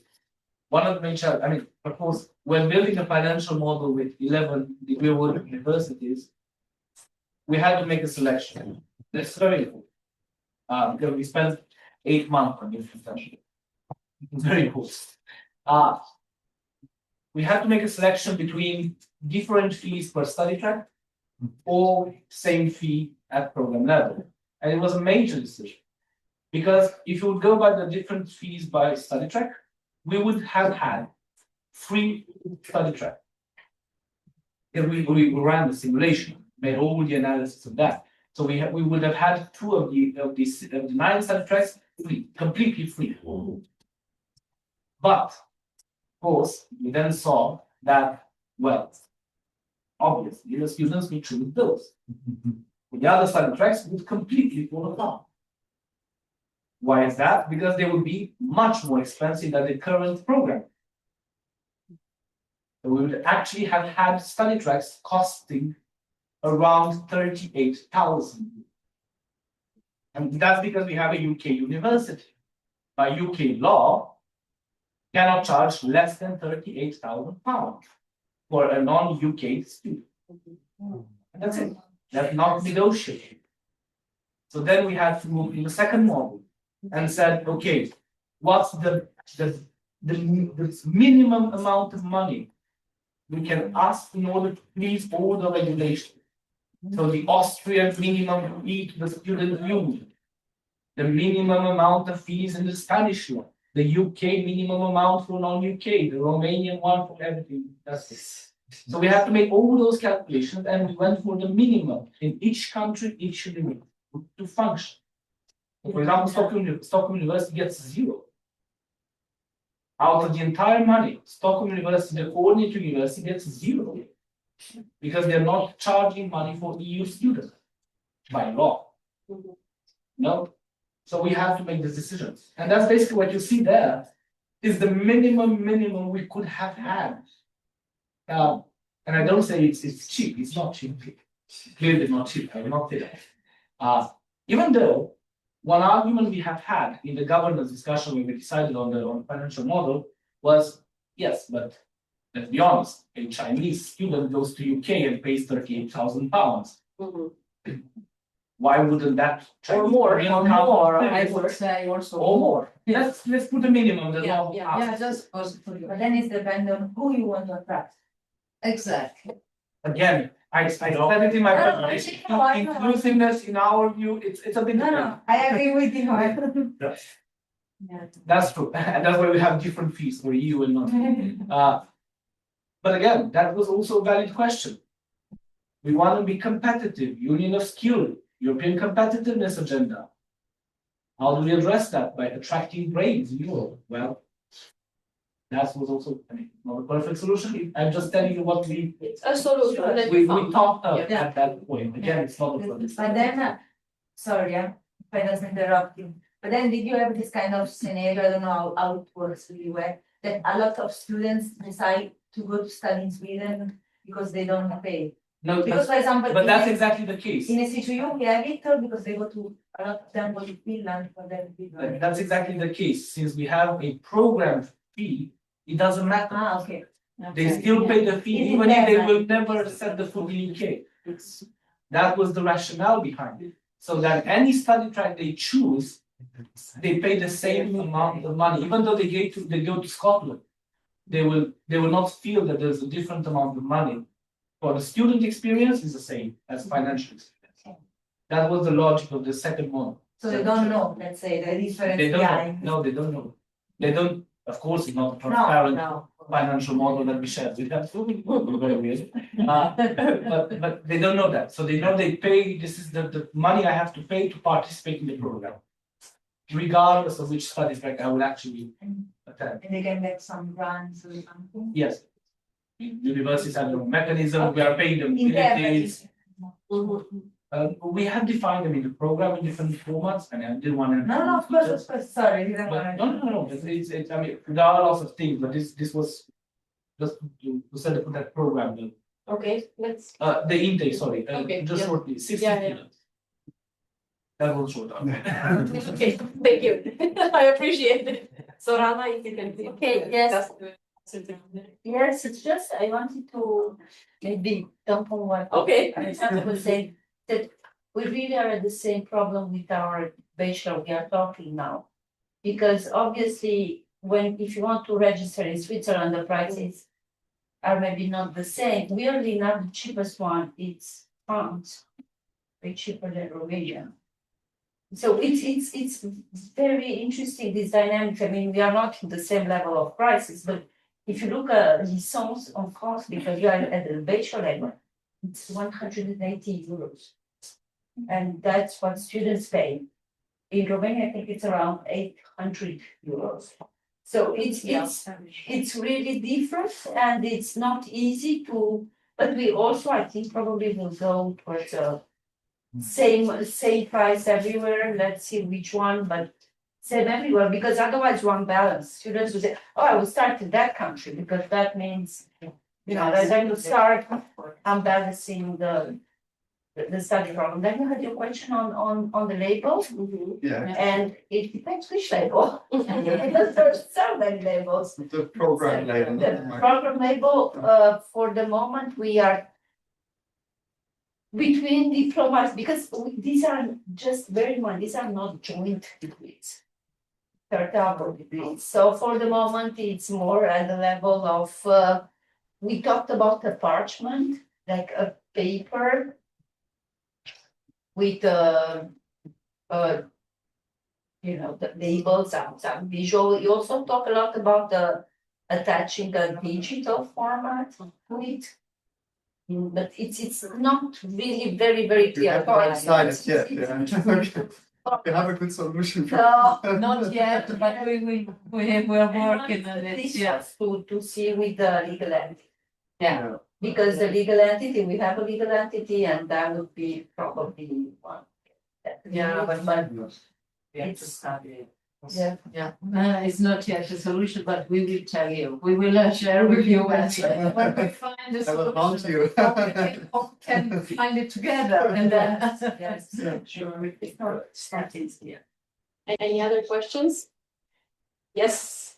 I have a question about the name. I have many questions about the other field studies, so I drew a big list. I probably will send it to the email. But I have a curiosity about the label, because we had this discussion with Civis 1.5 years, something like that, and at the end of the process, it went in a drawer somewhere in the government. But one of the challenges that we had in the discussion is in dealing with what Peter is saying about the opinion label to everyone. I turned that around in the discussion because I saw you also have quite an open approach to the label awarding process. Again, this is something really interesting to motivate, creative, like that. But then I'm going back to the more philosophical question. How do you keep the power of your brand with this? Because this was one of our challenges in CIVIS. When we discussed about the CIVIS label, the governance immediately reacted and said, we are building years of trust and resources to build a strong brand that we now have to safeguard and not just throw it to anyone who wants it, put CIVIS stamps on things. So I'm really curious if you've had this discussion, Yeah, how do you address it in a way to reach a more open approach to awarding the label? The discussions took place not necessarily at the governance level. The discussions took place mostly at the task level. let's say. And Giovanni, where are you? You're here. Yeah. The task 3.1. Yeah. Only the task, so he would know maybe more about it even than me, but it's really finding this balance between saying, like you saw it, we don't say, well, these are 5 mandatory, let's just give it a label in 5. No, that would be too low. But it's really about finding, we didn't want it to be this, because we already, I mean, our main goal is to strengthen the foundation of the alliance. So we didn't want it to be something very exclusive, because we already have the feeling some of the people in the alliance, I mean, everybody, or like, oh, this alliance is, UNITA is just for some, you have to know somebody, it's not for everybody. It's, this idea that UNITA, it's somehow restricted to the people, somehow confounding between the alliance and the project, which are 2 different things. But so we wanted this to become more like, yes, if it's relevant to our things, if some of the, of the criteria are there, because we base ourselves on the European, we didn't want to say, because if we really follow the same criteria, then why are we doing this? I mean, just go directly for that one. There's no point in having ours. You see what I mean? So I think our main goal behind was really to as I told you, to value the effort also, the people going to all these ICTU events Andrea was talking about. Sorry, so it's doing this, recognizing the efforts made by people and the involvement and building the community, but without really saying, okay, you have a degree, well, this is a UNITA degree. Yes. Not go up here, there, but and still have this, let's say, I don't know, it's a formative approach. When you evaluate it, it's not, even at some point we had it was called the evaluation committee. And we said, no, we don't like evaluation committee, let's call it awarding committee, which might decide not to award, but we didn't want it to people have this feeling that UNITA is coming to evaluate you, because that was not the intention. The intention is really to even more build the community, and I don't know if I really answered. It's really not. It's really interesting. It's not clear to find also the balance between having preachers,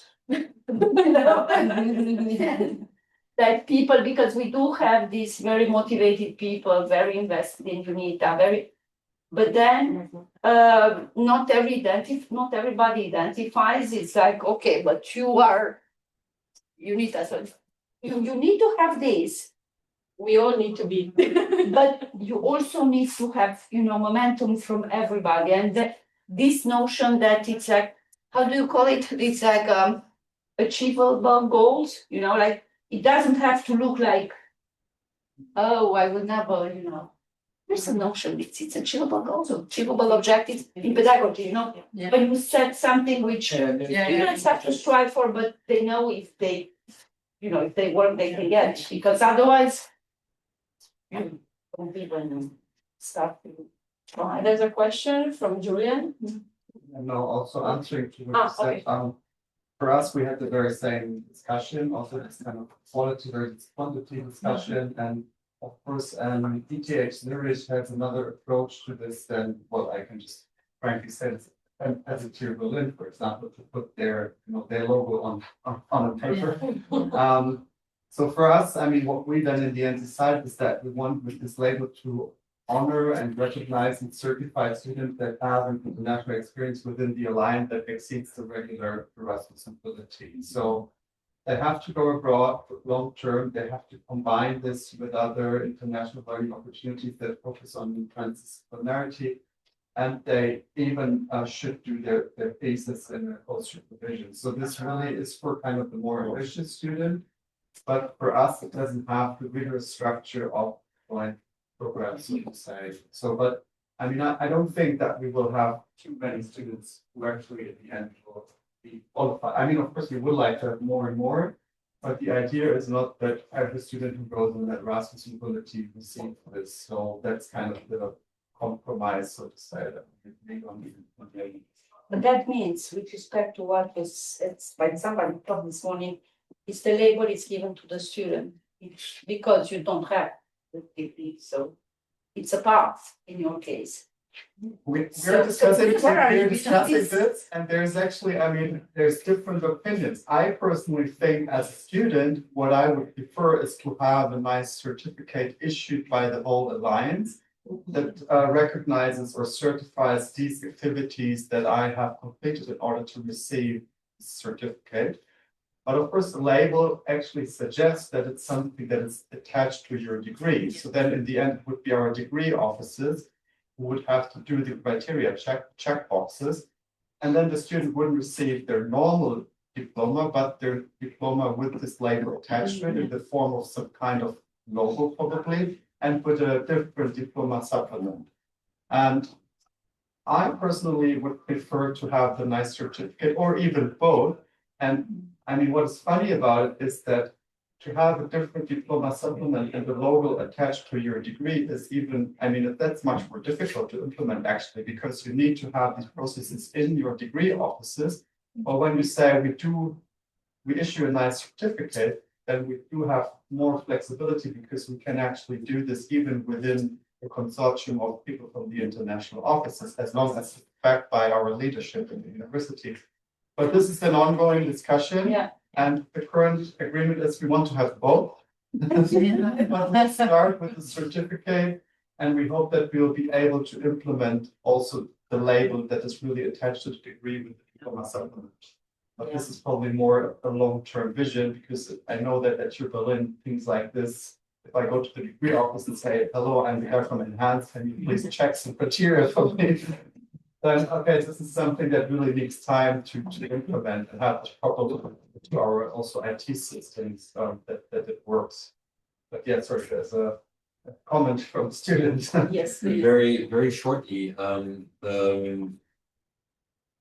I would really just not get hung up on that. The official position of the European Students' Union is that, at least for the vast majority of students, it really does make a difference if something is a double degree or a twin program. And that these are very much administrative discussions that for most students don't really make a difference, except where there may be some impediments into practicing some sort of profession.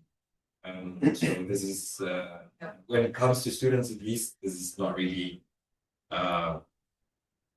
doesn't quite make a difference. It's a certificate or yeah. And I have a question for the students. It's because I somehow had some feedback that because it's really a struggle to do a joint degree. I mean, really bit complicated. And then some students were saying, well, why would I want one when I can have two? I mean, why going from a double where I have two diplomas to a situation where I have one diploma? So can you? It's because it's a lot more complicated with the joint degree. I think it's sort of a psychological thing. It's just that two More is than mathematically one. two is mathematically more than one. So I think there is this maybe a sense of some sort of pride. So there, like I said, there are advantages of having a single joint degree. I don't think we Yeah, but it's more how do we brand that? Because I think it's a matter of really understanding what goes behind it. And I don't know how to easily talk about that, how to easily, explain to students, actually this program joint, it's really entire curriculum, it's taught in a way that you go through some particular experiences, and it's really, there is this program alignment, and there it's all, has been checked and all that, but are you students contacting? I don't know if it's relevant or if you go again for. I think maybe it's not focusing on the double degree. Like I said, double degrees or joint programs or joint degrees for most students are vastly different to it. It's at least an official position of all national student unions within Europe. But I think what you said before, the after is way more important, emphasizing this experience, this international experience that you get from it. The content of it itself, more than just because the degree at the end of the day just certifies that you completed a certain type of experience. Yeah. And that you learned certain things. And I think it's very important to emphasize this and not necessarily about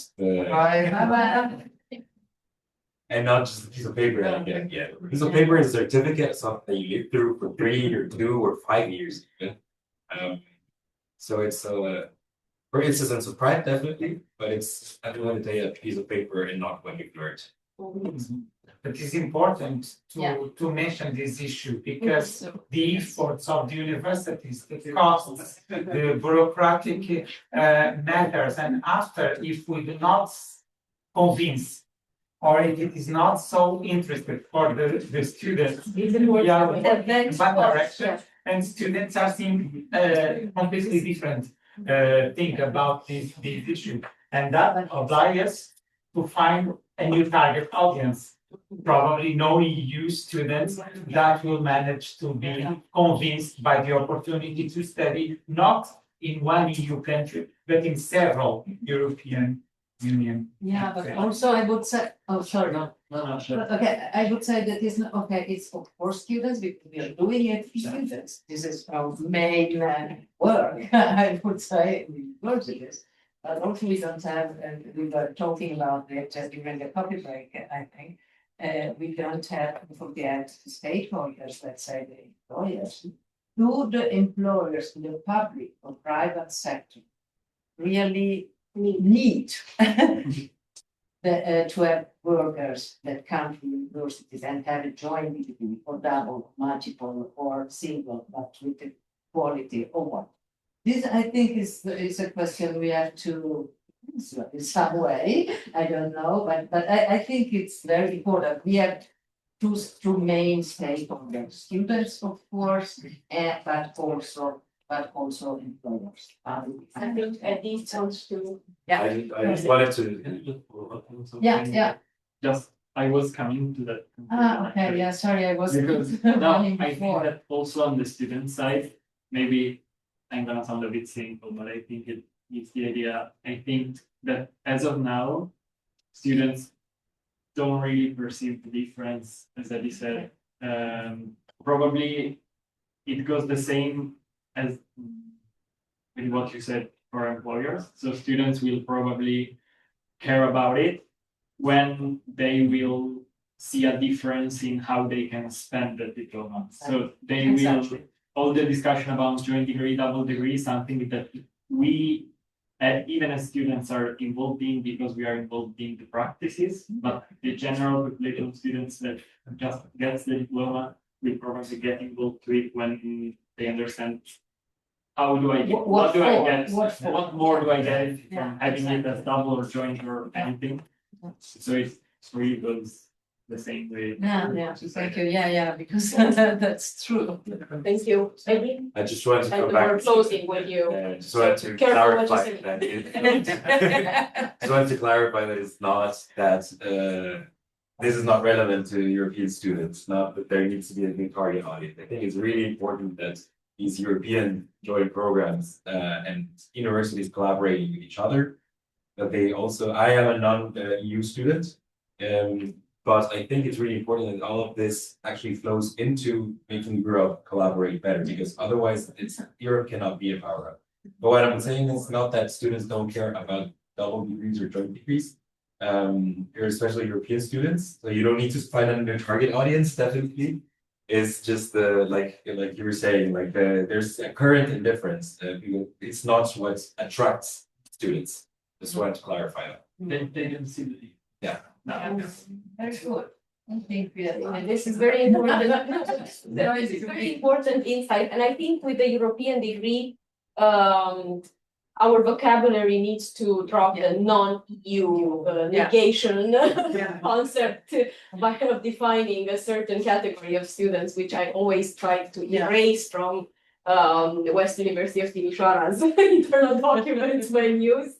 I'm still struggling with some of them that I didn't manage to really contribute to. But I think we can all agree on that if we're struggling for a better type of education, we also need to be paying attention to these small details. Because we decided we are having partial institutional readiness in the first session. It's clear after the second session related to the case studies that we are label ready. Yeah. So label readiness, someone said label readiness and I wrote it down. I don't know who, but thank you for that. It's clear that our ambitions are high, but that our means sometimes are not as high as our ambitions. It's not necessarily our means, but maybe more our ecosystems means, national ecosystems, European ecosystems. But I think the push from alliances can impact these ecosystems and we can become institutionally ready at all levels. In order to try to wrap up, I will invite Kinga to join us once again, but this time online. Kinga, can you hear us? Yes. Okay. Kinga, I know you had the presentation. Do you want us to share it or will you share it? How do you want to? I can try. Just previous experience was that it's not moving. If I share it, it's not moving because we don't have Zoom at the commission. So I'm joining from the browser. Okay, then in this case, maybe we can work without it if you agree, and if you would be so kind as to try to wrap things up and call it a day in time, because we want to be those people that are not ending the day on time.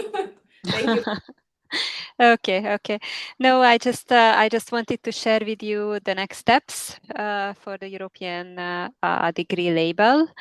You know that we are doing the European Degree Policy Lab currently. So we already had one round of discussion with a draft guidance document on the details how the joint European degree can be implemented.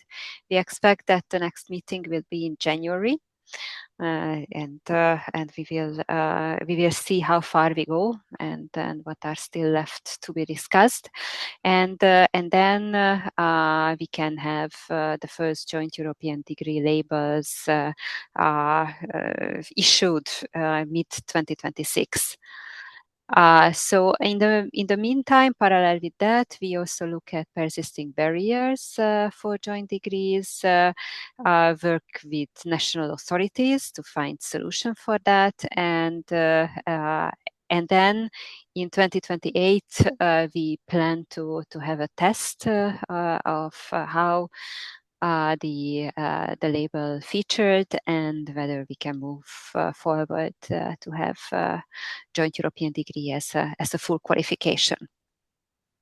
So that's the timeline. We also had a European Degree Forum where we adopted the Florence Pledge.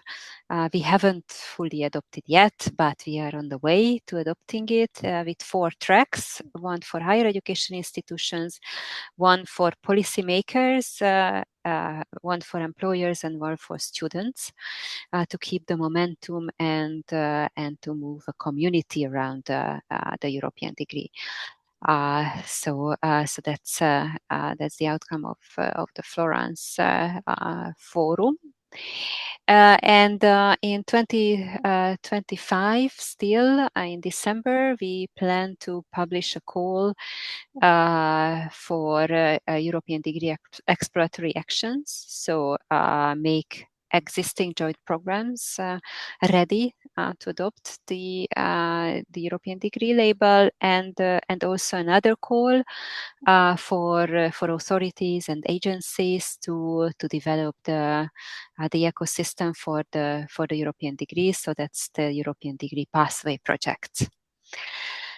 In the meantime, just parallel with that, we are also working on the new multi-annual financial framework and its consequences for the Erasmus Plus program, so the new Erasmus Plus regulation. And we are also hoping new countries to join the Erasmus Plus program and therefore be part of this community that can develop and design the European degree, the joint European degree. So there are still several steps ahead of us, but we hope that we will be ready with that for the first steps in mid-26, and that we can move forward quickly, and by 28 have a clear case for a European degree as a qualification. Thank you. Thank you so much for outlining these steps, and thank you for being with us today in person and in the online environment. Without further ado, and because the multiple adjustments everyone needed to make to their travel arrangements are making it impossible for many of us to still participate, and because we're coming close to the end of this event, I want to say a big thank you to all the speakers, participants, all the partners that have contributed to this event. I think it was a collaborative reflection and exploration of a very important topic with very complex and multiple dimensions, the European degree label. I think each of the perspectives and everyone's expertise was invaluable, and I saw that everyone was taking notes, at least here in the room, but I'm sure even at home. And I'm convinced that the only way to move forward towards shaping an integrated, innovative, and student-centered European higher education pathway towards this, the European degree label, is only together. So hopefully we will manage to meet again in similar or different contexts and formats, but it's clear to me that working together and sharing experiences and models will eventually lead to the best possible one for the European degree. A big thank you to everyone and have a good evening.